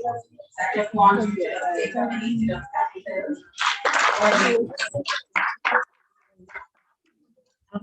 So in 2018 was our very first game of awards. At that time, it was just an idea. When Neville and the team all of us had thought, let us award or ambassadors for their outstanding contribution and how they were instrumental in making positive or positive work. So at that time, we just awarded our ambassadors for their outstanding work in volunteerism and their little projects in their own little corners of Jamaica. And that was an outstanding award ceremony. But in 2019, Christina Williams was positive awards. At that time, we did things a little differently. We partnered with one of our sister programs, which was Hurdle School. At that time, it was mainly just a bunch of volunteers helping out sport events. So we volunteered at a few sports events and we thought to award those ambassadors as well. And we also opened the application for persons who had their own organization in their own departments of Jamaica and in their communities to have them apply so that we could award them for the outstanding work that they were doing in their own department. At that time, I can remember the tireless night that the team and I had spent 1 o'clock in the morning, just going through applications just so that we could pick out the best sports so that we could just award them. At that time as well, I think Priscilla, that was the first time that she had partnered with us. And we want to thank you again for your contributions to making that possible. So for this year, we thought to have a project with UNDP. Thank you guys very much for partnering with us and for making this possible. And our participants, of course, you are a vital part of our program. So we partnered with UNDP to amplify voices in the areas of conflict resolution. So again, I just want to thank our participants and our sponsors for being here with us. And I just want to say congratulations for completing the program and for graduating today. And I wish you the best. And I just can't wait for the next move after today. So thank you guys once more again, and good luck.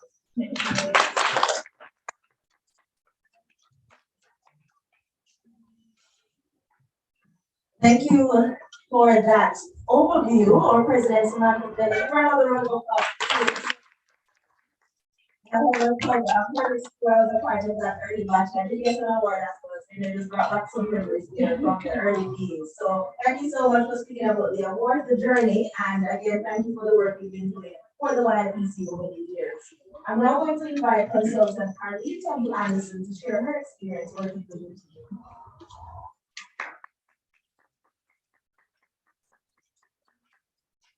All right, so can we keep that applause going on, please? Keep it going.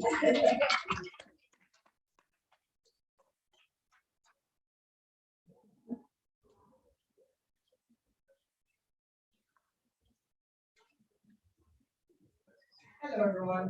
Hello, Carly. No, I'm sorry. But I like my food. Hello, everyone. Hello. So, cool. Thank you very much.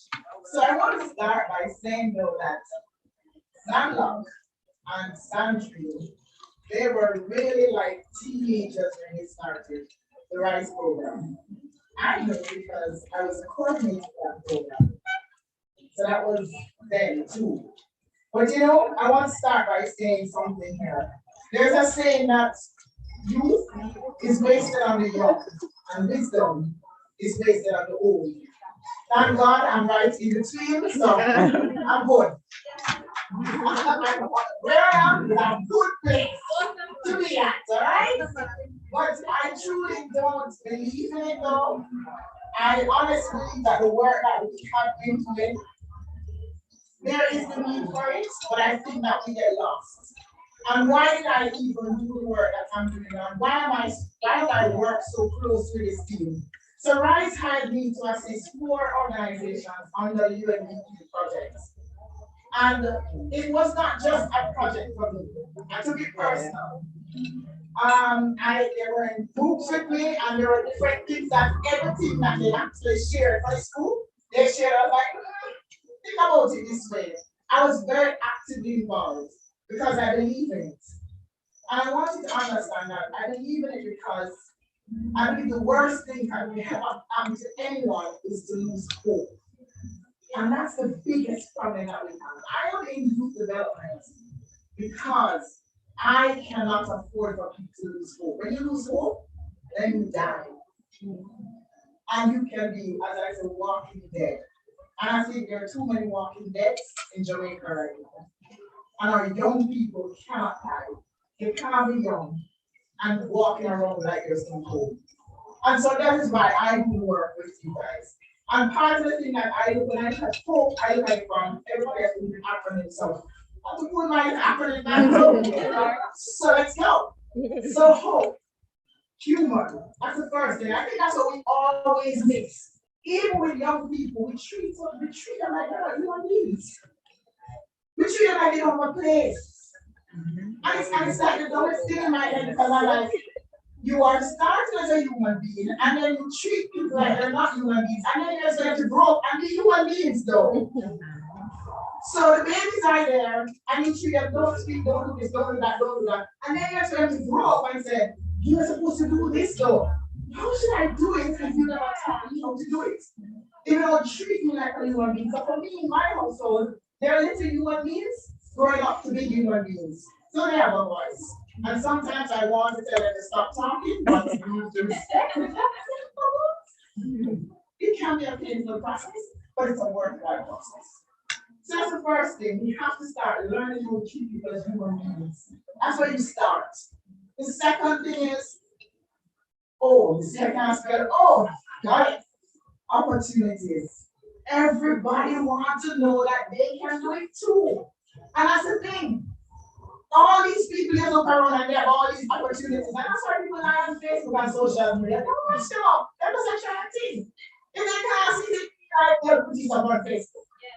That's what's happening. Because that tells you everybody just wants an opportunity. But we have a system that believes that you should have it. And that's why we do the word that we do. That's why we give thanks for this group. Because they're showing that, listen, there's hope. Then you go to possibilities. You have to know that all things are possible. It is possible.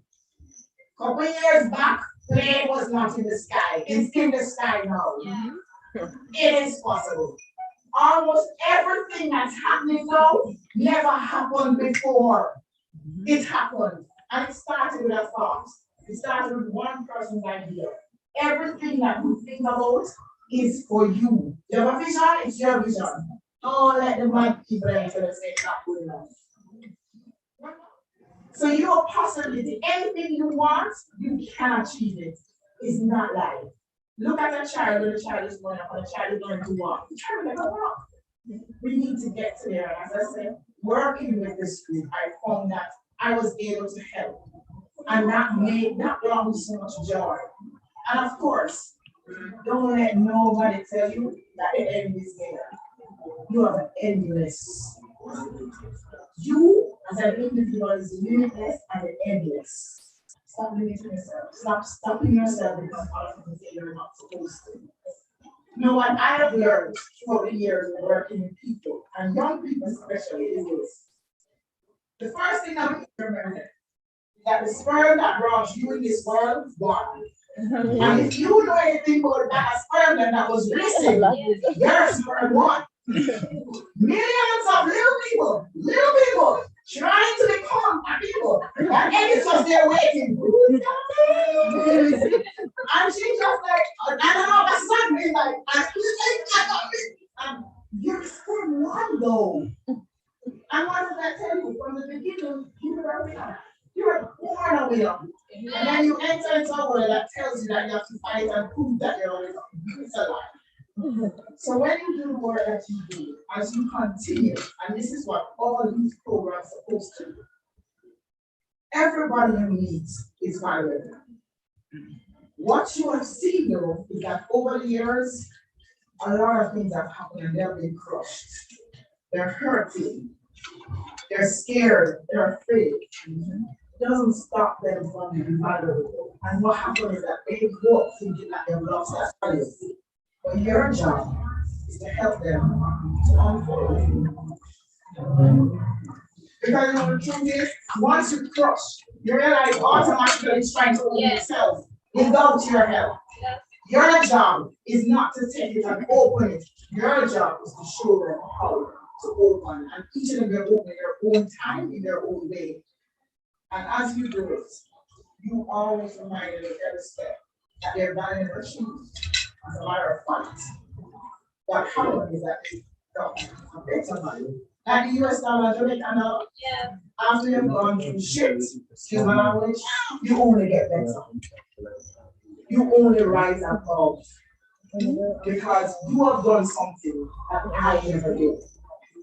So there's no need to be better than. We're all special with all of our kids. Continue doing work, continue to contribute, and also fund us and to just love, funding, and just support this because this is my love. We need to just support because the reality is we have work to do. Everybody inside this room, we're all walk with your money. And when you start to ask you, just crush it and smile them and answer, yes, one, yeah, still valuable. And even more valuable than all the best, guys. Thank you.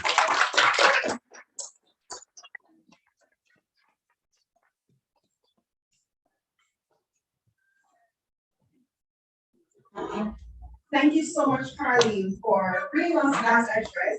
And I can tell you, while we were going through the training programs, and even while we were preparing, Carleen was one of those persons that was a driving force behind it. She was beating with it, if you want to put it like that, because she made sure that she beat us into shape so that when we went out, we had a successful program, and we're extremely thankful for that. Carleen, I'm also reminded that you owe you did.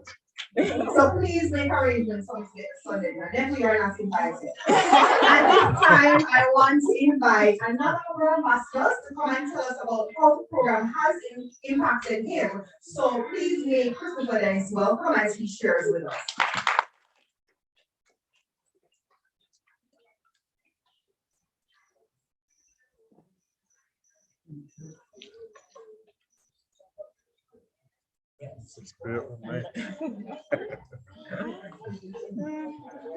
Good afternoon, everyone.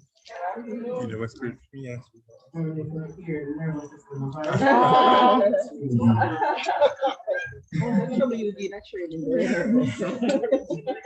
All right, so I'm Christopher Dennis, as Leo introduced me. I am a youth ambassador. I was introduced to Level by CDC president, the CDC president, and the facilitator at the Restorative Justice in Tiwala Garden. The first day I got called to meet Level and Christina introduced the program. I was in bed and I was like, what should I do? Should I find an excuse to give them meeting them? So I come to home. At that time, my ear is loud. Pull out and look, man. That's a poem. I said, let me come over an hour or more. We know about an hour. Get up and catch up the ear and come over. And meeting those two really changed my life. This program, someone listening, I've been a part of other programs before, but this one is very much impactful, was very much impactful. Interaction in the session, information was carried across great. There wasn't any loophole, anything cut short. You can just dish it out as it is. Alright, so never ask me to give you guys a brief information on what my experience in Timberland was like growing up. If I should give you, if I should start, it wouldn't end.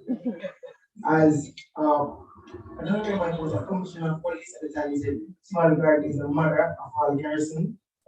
Yes, he did say that, and I remember. Alright, so growing up in Zimbabwe, my mom died when I was 5 years old. I didn't know my father. I grew up with my auntie-in-law and my uncle.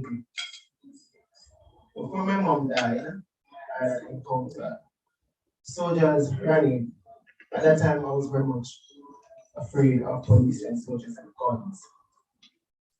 I ran, went upstairs, locked myself into my room. Soldiers ran behind me. They didn't know who it was that ran upstairs at that door, but they know that we were slammed. And I was going to shoot up that room that day. But growing up, I heard that purpose never dies. And my mom stand there and she said, no, it's my baby. The police woman running, so the little Indian boy stand up. It's a okay. And I was about 4 at that time, and I still remember that. Like, that never, and I'm 27, so that don't leave my head. Fast forward to the Zimbabwe Garden incursion. I got numerous calls of Christianity to meet Zimbabwe because it would be pretty. I was like, no man, ain't going to no police like this. Never now, man. That's why they do this. Police are running and people come back and never come back. Well, it wasn't like that. I remember the Sunday night, the light went out and I was like, Jesus, this is it? And then I said, oh God, am I going to die? Or am I going to live? The Monday morning, when the police went into Tivoli, my sister was there and she cried, my aunt cried, my uncle cried, big 40-year-old man cried. I was like, this time. Because I don't know, sometimes I have this tough heart. I want to cry, but I took it out and don't cry. I said, God, you really have to work on yourself. You really have to take my just self. Tuesday morning, I looked through my window and I looked and I saw 2 trucks filled with dead bodies. And I was like, oh, was I supposed to be counted among these? Oh, God, and I said, God, it's not over what you brought me far away.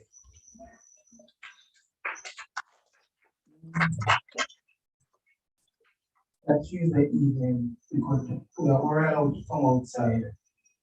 A soldier looked to my aunt and said, "Whose fire hiding? But we'll never get there one day." And that was the first time I cried during the entire process of life. So it was like a pet to see how much person you guys killed.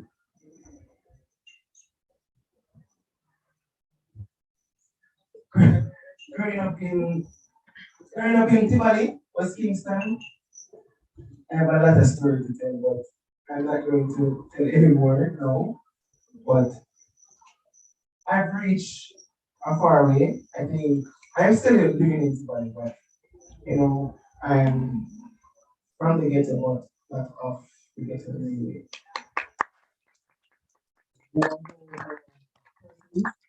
They asked, "Are you really from Zimbabwe?" I said, "Right there." September 1994, I'm still living there. She said, "Oh, sure. They don't look like they come from Zimbabwe." But Proud, brother.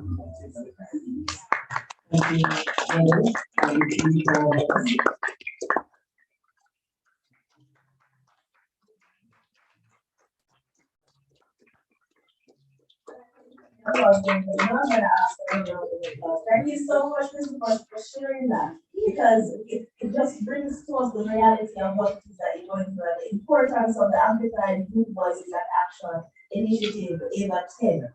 Again, thank you so much for sharing and continue being a great example to young people. You're not out to get you. You may be proud, but you're not out. Right? Thank you so much for sharing that. Now I'm going to yes. I now invite Zana, Youth Development Specialist, to share her experience training and working with the ambassadors. We heard a number of ambassadors mention her earlier. So if you sure we see her impact, we hear of her impact, and now we're going to hear of her experience as one of the trainers for this initiative. And what it was like working with the ambassadors. So please make this up welcome.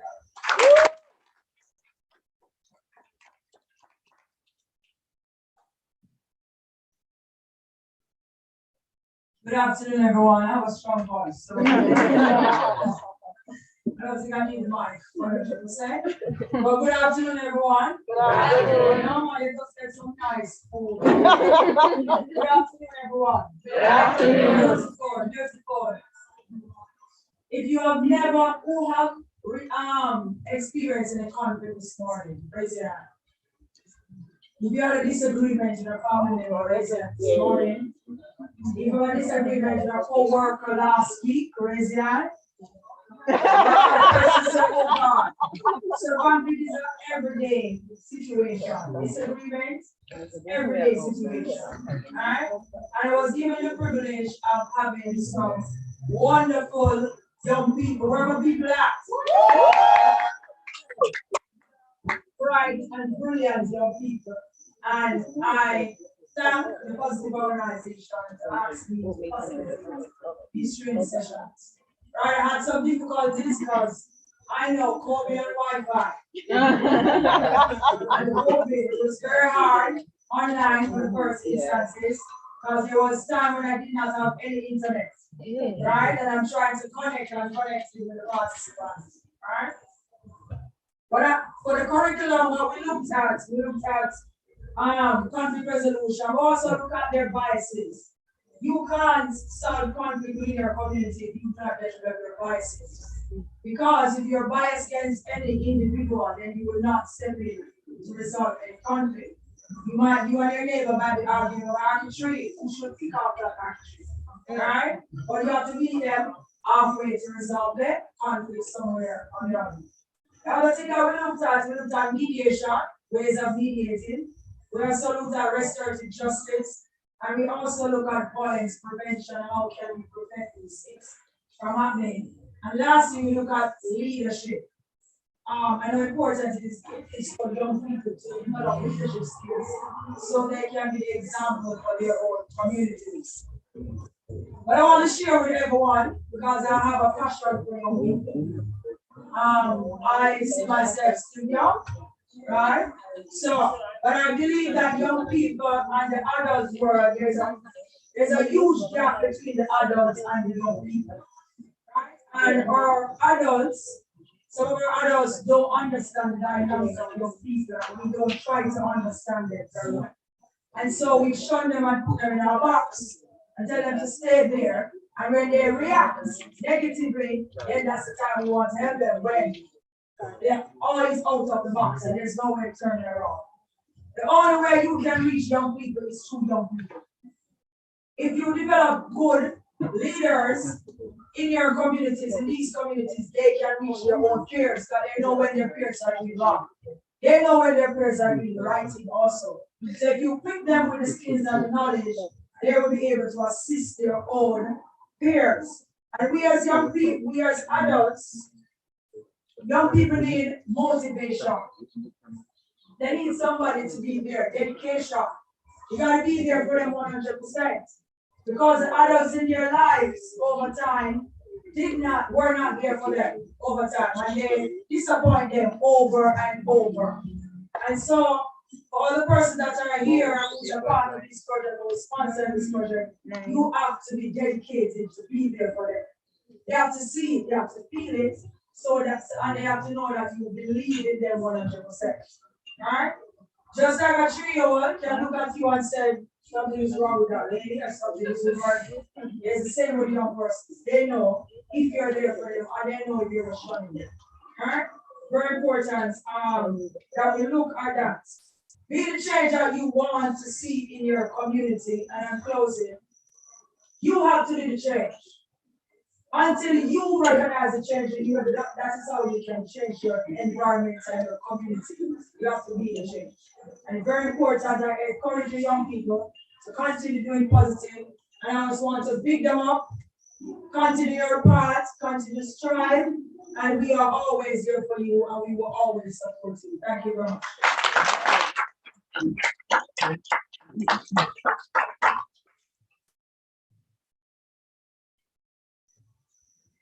Thank you so much, Zan, for being here today to support the young persons who you have mentored over the last couple of weeks. I can tell you, the sessions were power-packed, and I'm pretty sure that's our ambassadors learned a lot. So ambassadors, if you did learn a lot from Zan, give her a big round of applause. All right, Zan, I'm gonna invite you to come back because now we are going to be recognizing our ambassadors who participated in the program. So Zan, please come back to help us to distribute the certificates. Now, when you come ambassadors, please collect your certificates, look to the camera and smile. All right, so listen out for your names.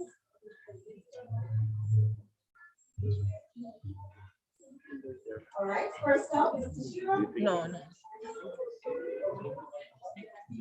All right, hello, that was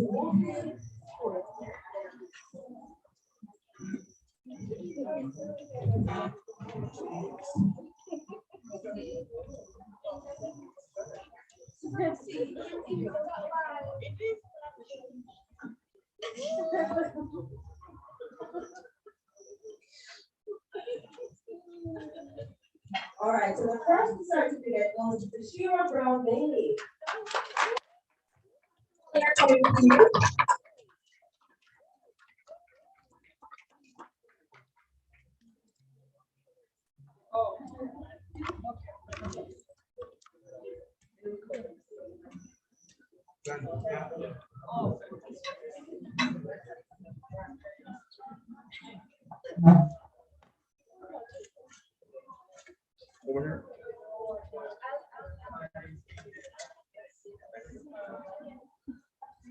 Shanice Malcolm.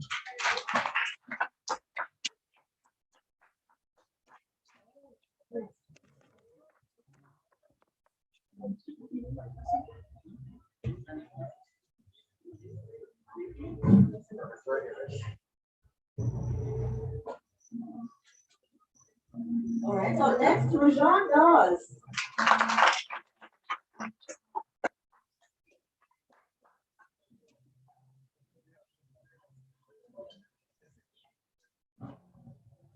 Orville Campbell.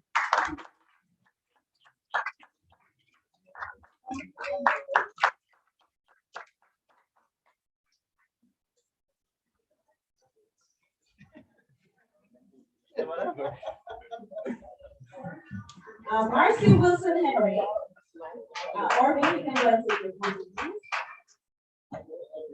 please. Ambassadors, turn on your chair. Now invite to Marcy Wilson Henry.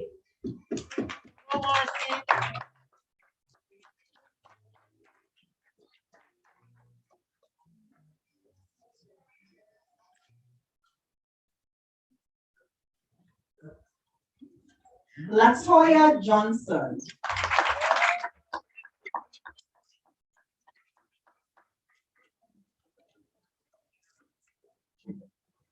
All right, thank you so much, Ms. Long, for assisting with the, she's not here at this time. Thank you so much. I'll now invite Ashley Blythe to assist with the distribution of the next 5 certificates.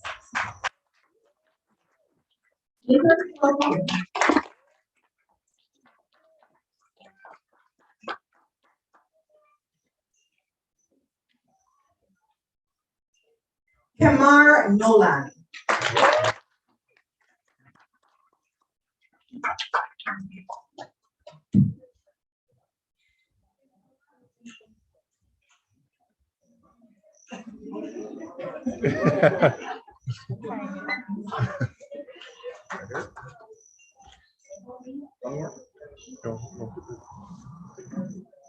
All right, Janisha Smith.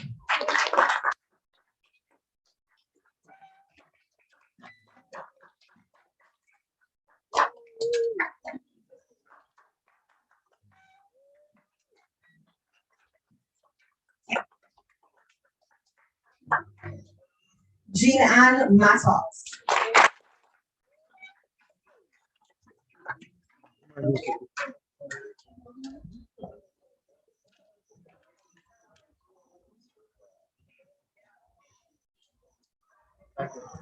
Jean Ann.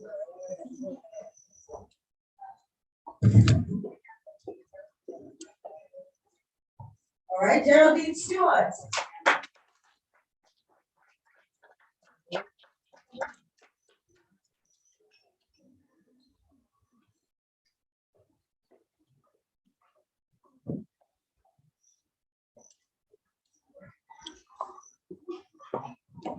Fiona Bowley.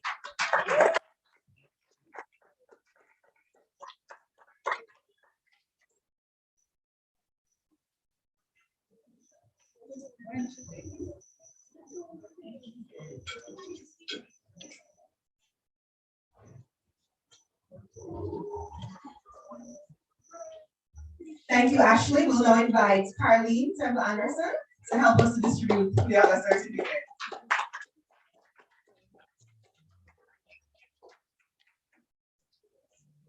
All right, first up, Emily Williamson.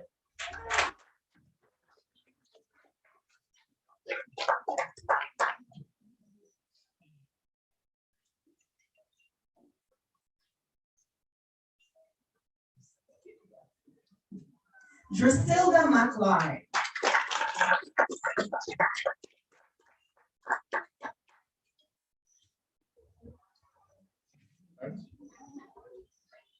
All right, Demetrius Rowe, you can now make your way.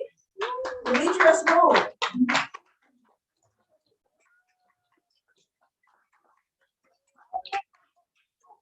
All the way around over there.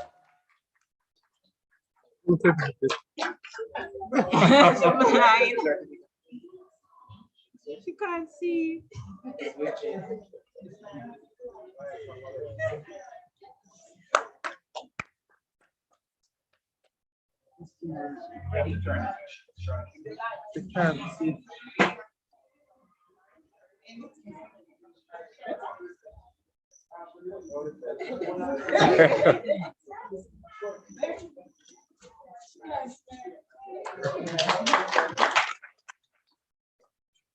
Now we have Demetrius.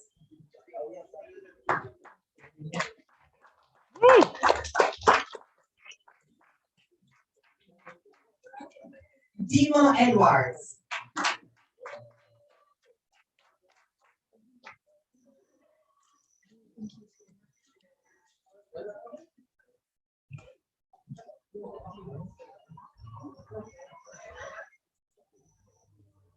Adrian Nixon.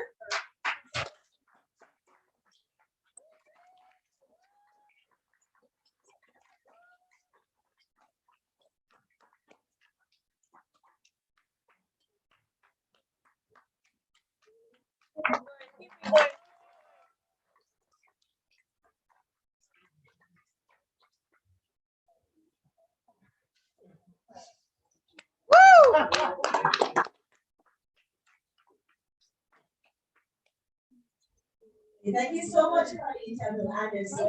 And now we invite Sandy Scarlett to assist with the distribution.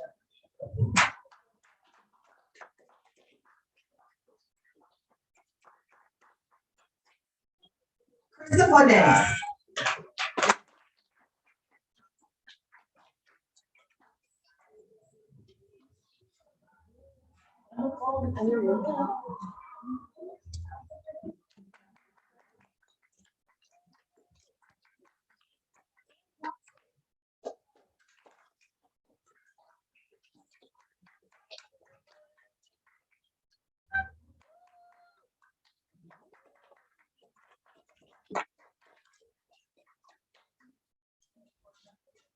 Hakeem Morgan.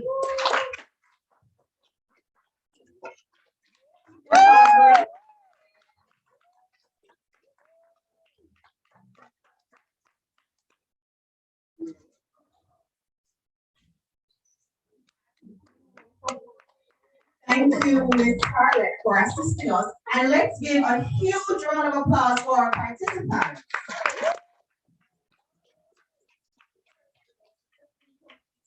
YPCJA Conference Resolution Training for 2021.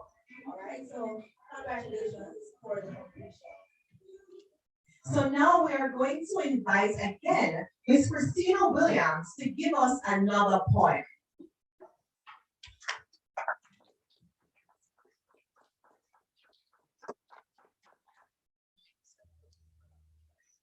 Me? No, I'm good, I'm good.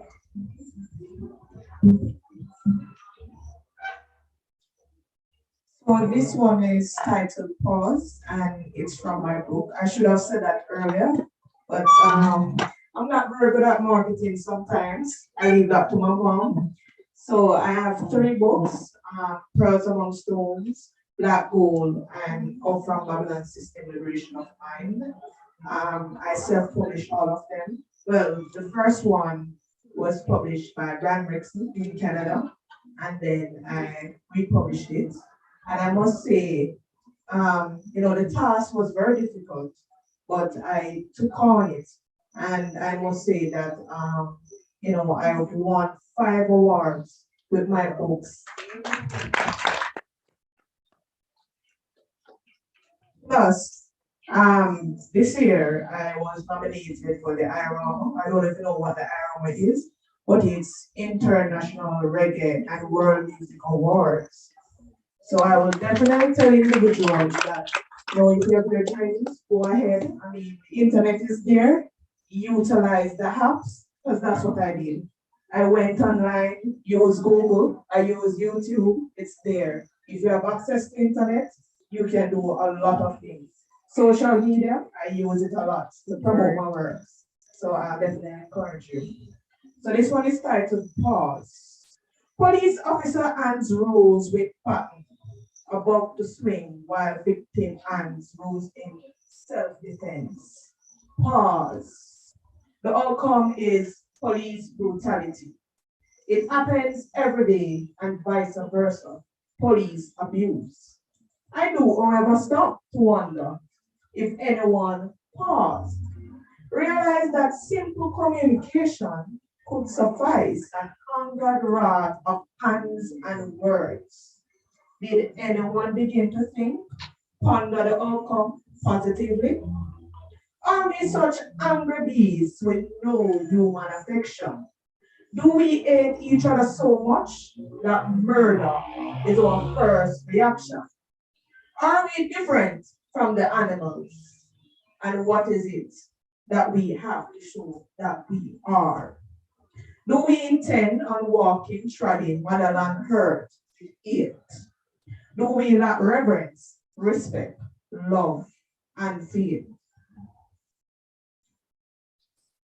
Are we caught up in self-idolatry, greed, and selfishness? Our own ambitions cloud our judgment. Do you love life? Do you love humanity? Do you love God? Do you love mother and father? Do you love earth, country, and land? Do love yourself. We are one. Thank you.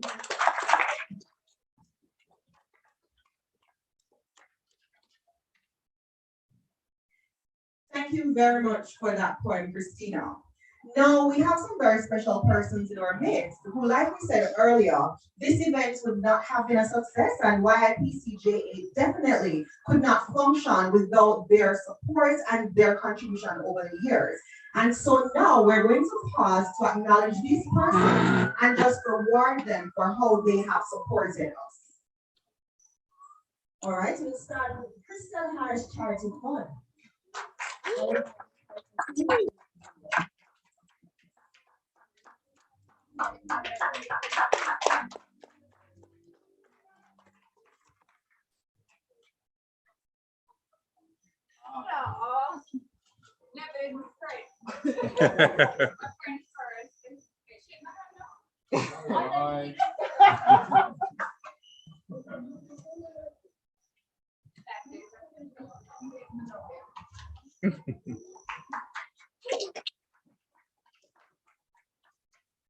Christina Godfrey, a YFPC executive member. Let's go, Christina. Give Christina a round of applause, please.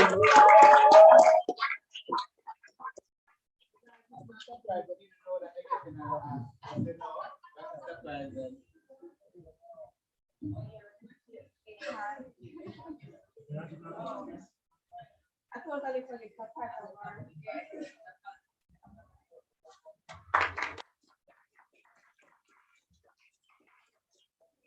Vice representative of the UNDP multi-country office in Jamaica. Okay, give Ashley a round of applause.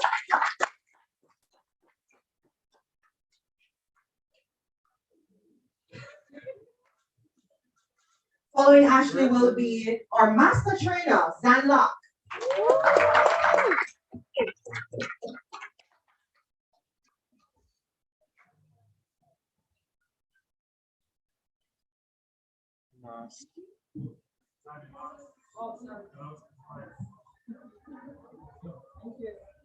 Here for a while.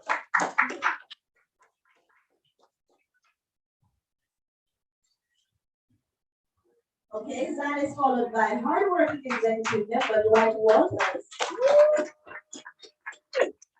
Give Dwight a round of applause, please. This is a surprise, guys. We not getting on the show.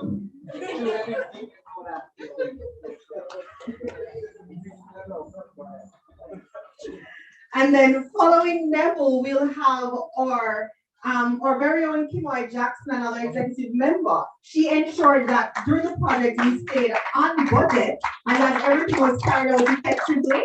So our finance manager, Kimoy Jackson.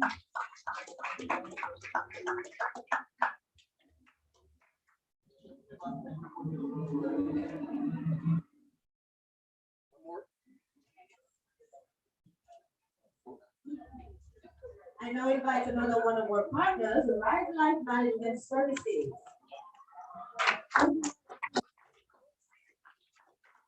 Right, your comments to collect on behalf of Life.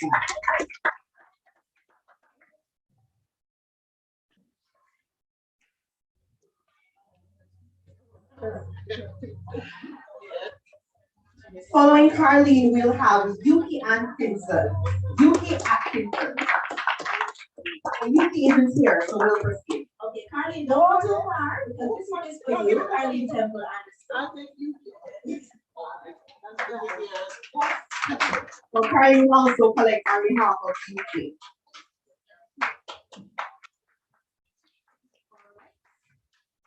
So now I have one for my spicy double, Leonie Smith.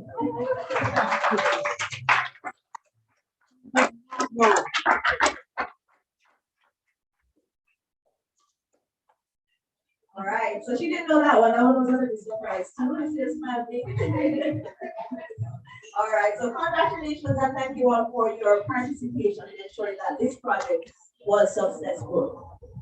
Now we have some very special awards, and these are going to be going to our outstanding participants.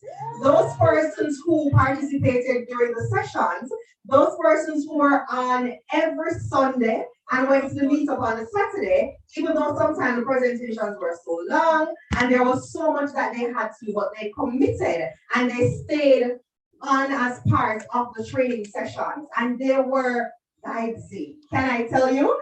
On some Sundays, I just leave it running and I continue doing my business, and I just had to laugh at how awesome they were while they were going through with Sun. No, I want to ask the ambassadors who are here. We did this last week and I want to do it again. Can you guess who these persons are? Akeem, Jean Ann, Christopher. Who else? Kemar. Kabel, that sound like everybody. Let's give a round of applause for all our ambassadors. So I'm going to invite Valerie Leda to assist with the reading of the first award. Now, this ambassador is very focused, well organized, committed, and goal-oriented, who thrives for nothing short of excellence in whatever he does. He believes young people are important in building up peace, because it's easy to motivate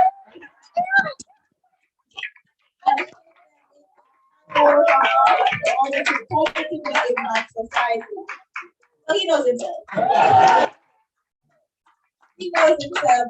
Come on, Nolan. So can we get a round of applause?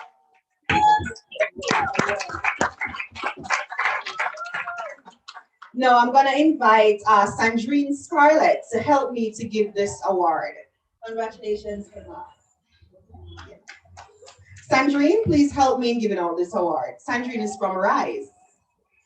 All right, so this ambassador is an environmental graduate who hopes to impact the lives of many by implementing and enforcing proper environmental practices.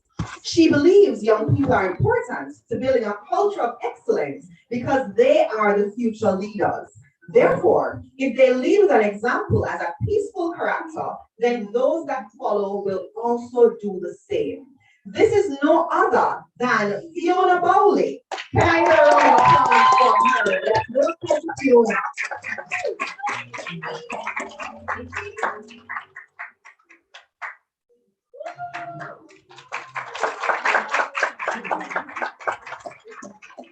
And just to let you know, at the end of the training sessions, Zan administered a test.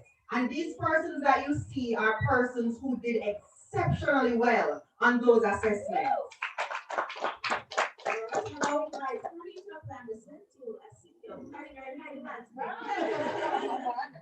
All right, Carlita Blandison will be assisting me with this award. Now, this ambassador is an introvert, but she's making steps towards adopting a growth mindset. She believes young people are the major influencers in shaping what our future will look like. And it cannot be overemphasized how important their contributions are to shaping the future of our communities. From her experience, many youth get involved in crime and violence at an early age and eventually become a negative force within their communities. However, she strongly believes if youth are engaged in innovative and creative ways through activities involving education and training, they will be better equipped to foster peace and contribute to building a successful and peaceful community. She is no other than Tashira Brown.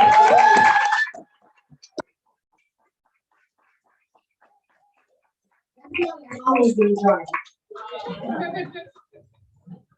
Congratulations, Tashira.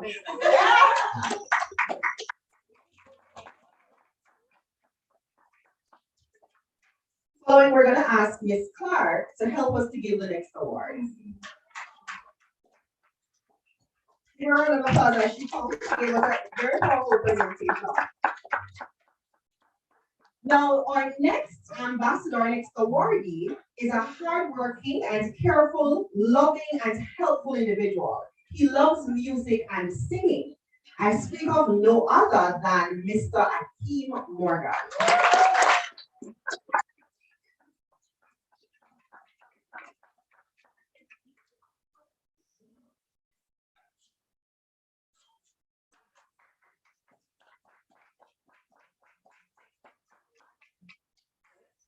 All right, can you all guess who the final award? Gina.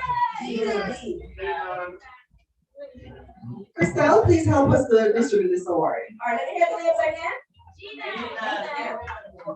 Anybody else? No? All right, well, the last ambassador is a young lady who enjoys living and appreciates life in all its forms, and a nature lover who loves it outdoors.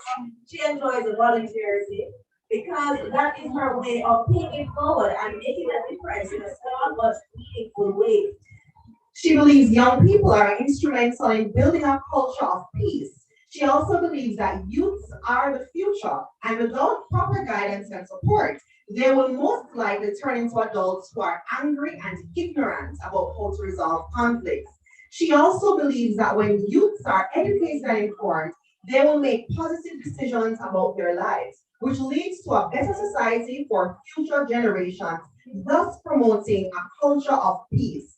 Help us, ladies and gentlemen, to welcome to collect her award, Jean Ann Mata.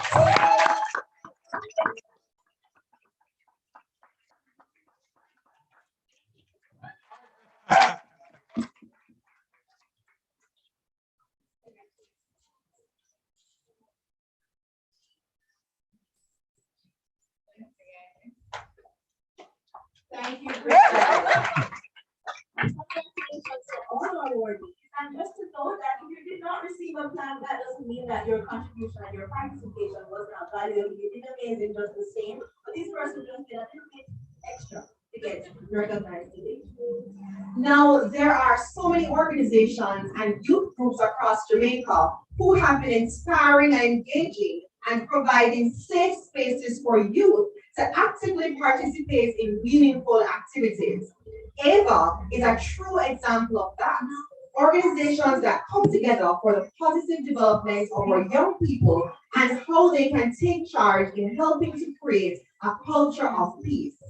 Our team has also found it fitting to reward and recognize these persons who have contributed to this success over the years. So now Neville is going to come forward to give tokens to these persons, to give plaques to these persons. And we'll have White and Samantha on standby as well. So White and Samantha will make your way over here to the awards table. So our first awardee is Crystal Harris of Crystal Harris Charity Fund. That's her file, look at her page.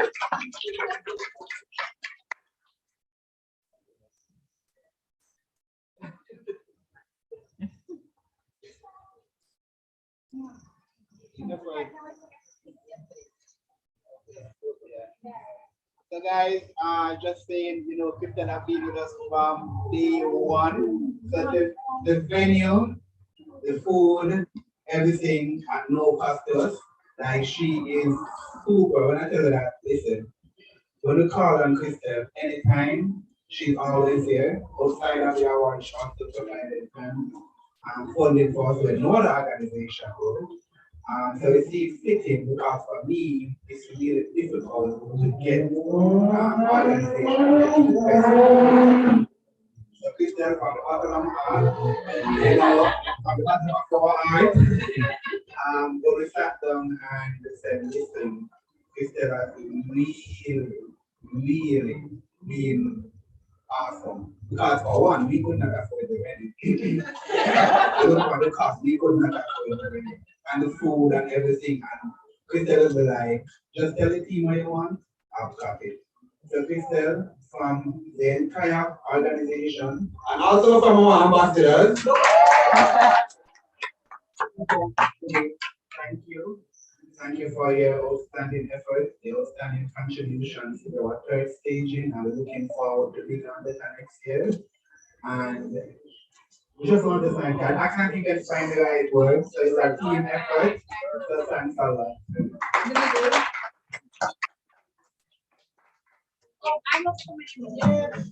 It's a rough fire.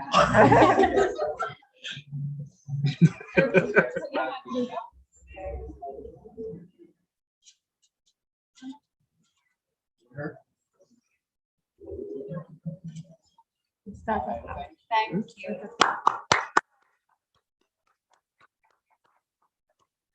Thank you very much for your support.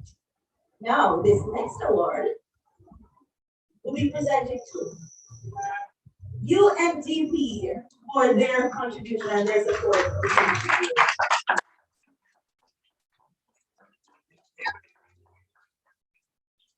So, guys, let me be very honest with you. In all the years of doing youth development, and I've been doing this from 2010, we got officially registered in 2016. An organization I've never invested that sum of money for young people to lead the charge. I've never seen it. Usually when they ask for activities or anything, they are the ones that lead and tell us what to do. I have seen it, I've been in this space. When we saw the opportunity for UNDP, when we saw the grant, I said, listen, identify a project and team provide us with the capacity to lead the project. And they did not micromanage us. And I can tell you, I don't like the micromanage. Right? I like working with, and we are two awesome consultants that we provided.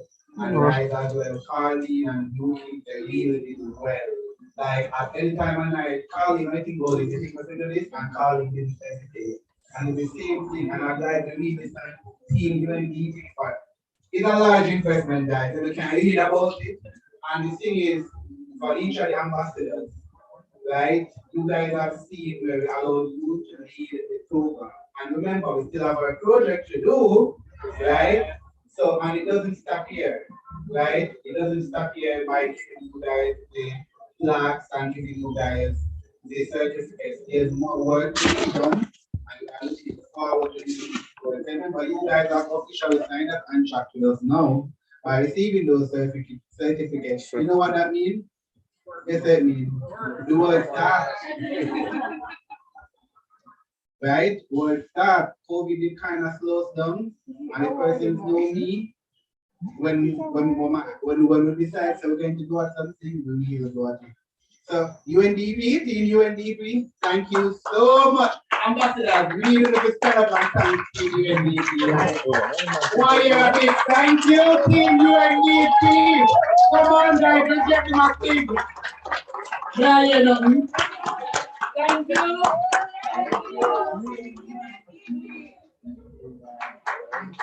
Oh, I realize that the two people that collected it on behalf of UNDP is two very young persons. Yeah.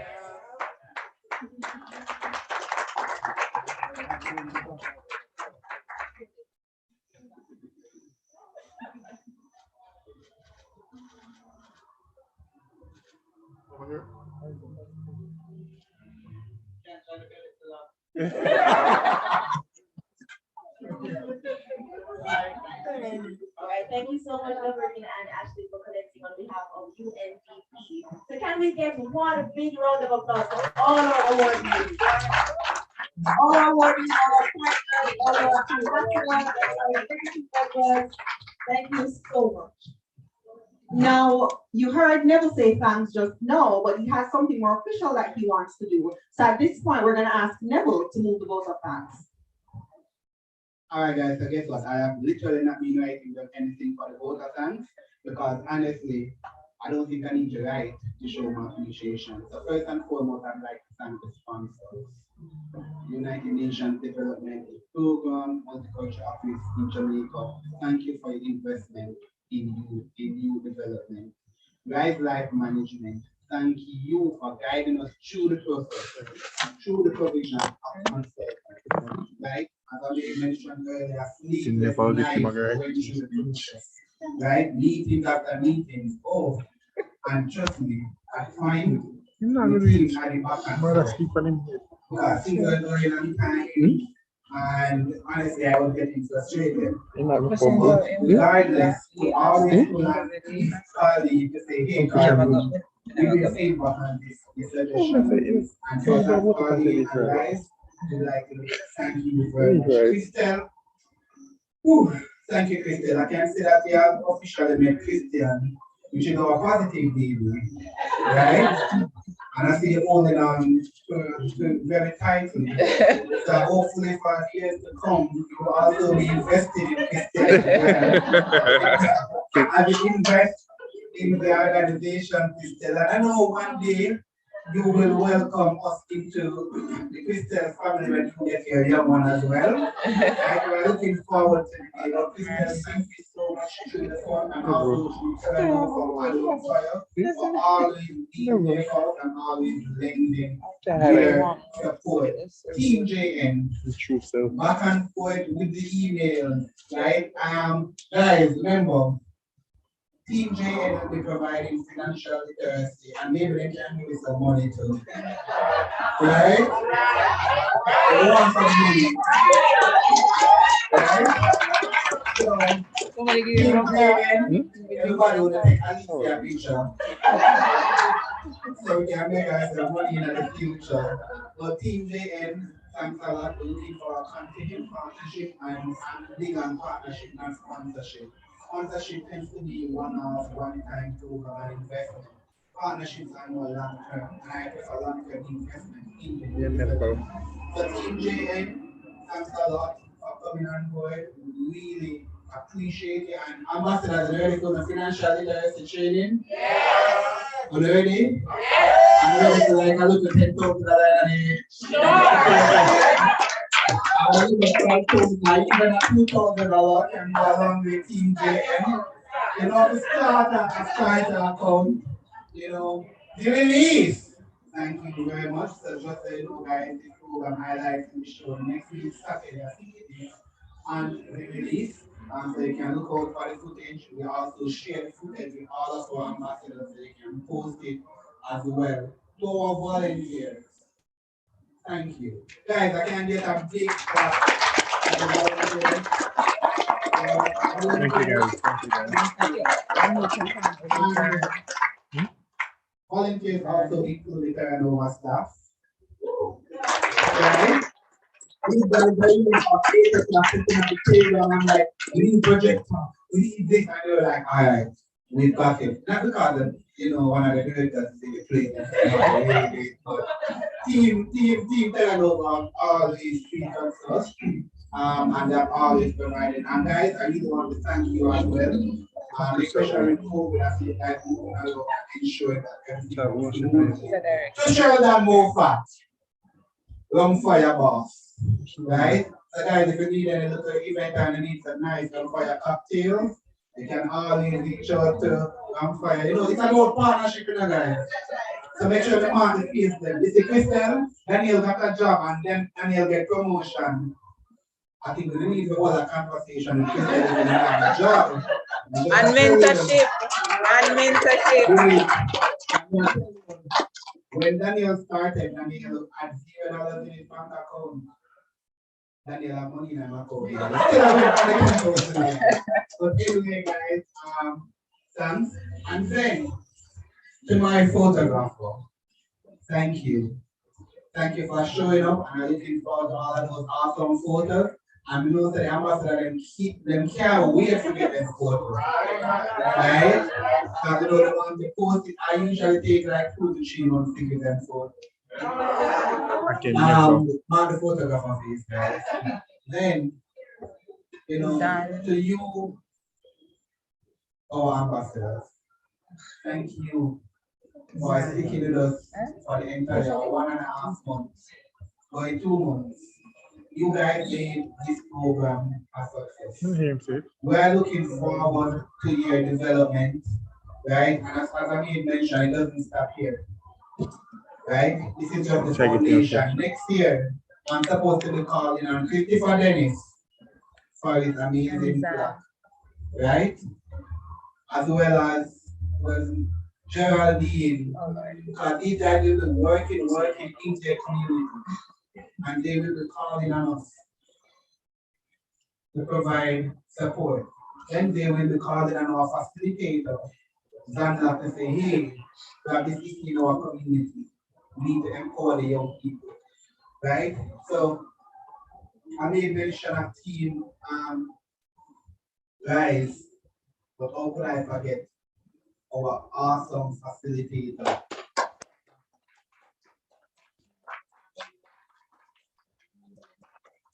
I remember some session I said, why is that not here on show as well? Because Zan said it. Zan understands you. But we made the process easy for her. Whatever I told you, we made that process easy for her. So for everybody, I just want you to just stand up. I want everybody to just stand up. Right? I want everybody to just stand. I don't want everybody to clap.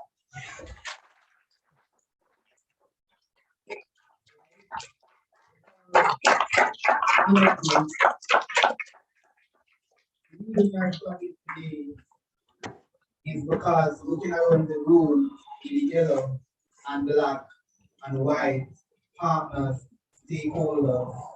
This is the start of something great.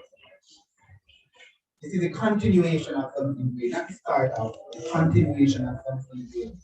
You guys today make this happen. Without you, there could be no program. Without investment from various stakeholders, such as UNDP, Mr. Ice, Rise Life, the consultants, our facilitator, without the willingness of our youth ambassadors to learn, to not have been possible. And ambassadors, I can't thank you enough for staying through the program. We got 45 people. Then it went to 30. We selected 30. Then remember when we were doing 25 and I said, please don't make the numbers because we have to report it. Don't make the numbers for them. And it did. As a part of the program, did some persons fellow. Right?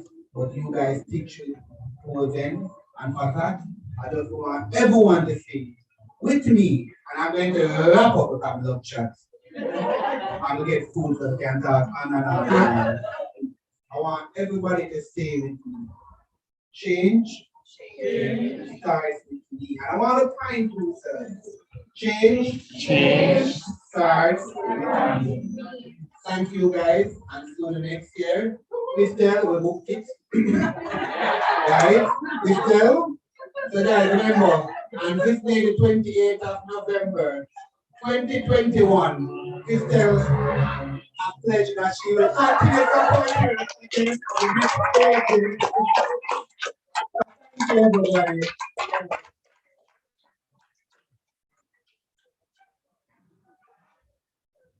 Ladies and gentlemen, what an amazing award ceremony we had here today. Exactly. Now, Neville thanks everyone, but I want to take the opportunity to thank Neville for bringing together some of the most brilliant minds in Jamaica to give them a seat at the table. Neville, you have done an incredible job, and we really, really appreciate the work that you are doing. Now, once again, I want to say thanks to everyone that helped make this event a success. Thank you for coming out and speaking with us throughout the program. On behalf of the Dynamic Duo, Sugar and Spice, we want to give you our own thanks because you have been an incredible audience. And you stayed with us and you participated throughout the program. Now I can understand why Neville awarded you so well. I also want to thank again our partners who have been with us throughout all our programs. UNDP Jamaica, Rise Life Management, Crystal Harris from the Crystal Harris Charity Fund, Terranova Hospital, JN Bank, Rock Fire, and The Release. Now, ladies and gentlemen, let us give a round of applause as we bring the curtains down on the third staging of the Youth Inspiring Positive Change Jamaica's annual Positive Award.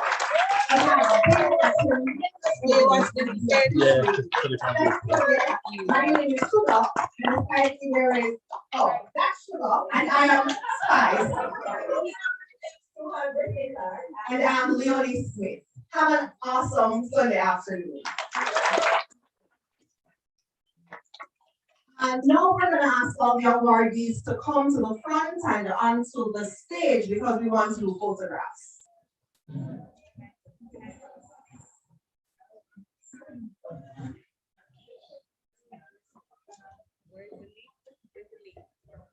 NTV on the NTV. All right, so we have a quick flow here. So there's the NTV rental wage program going on now, and we have some representatives of the group for Tiny Tots. And they're asking you to go on and vote for them 3 times. Vote 3 times. You can put it daily, is it? Yeah, so you can vote daily. So that's the NTV rental wage program. Represent Tiny Tots. Some of our ambassadors are here working with that group, and they're asking you to vote 3 times daily from now through the end of the day. What do they win? It's 750,000. If successful, they will win 750,000 Jamaican dollars towards their cause, and again, that's Tiny Tots. Yeah. Thank you.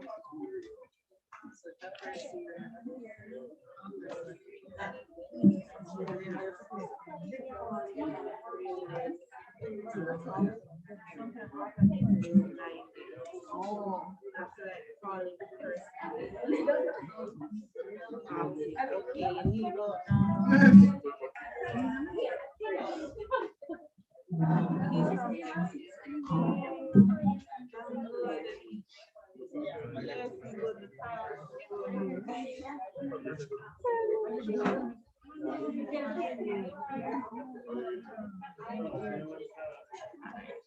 Thank you, Christina. Oh, yeah, thanks a lot. We no edit. Save it. Thank you for joining us.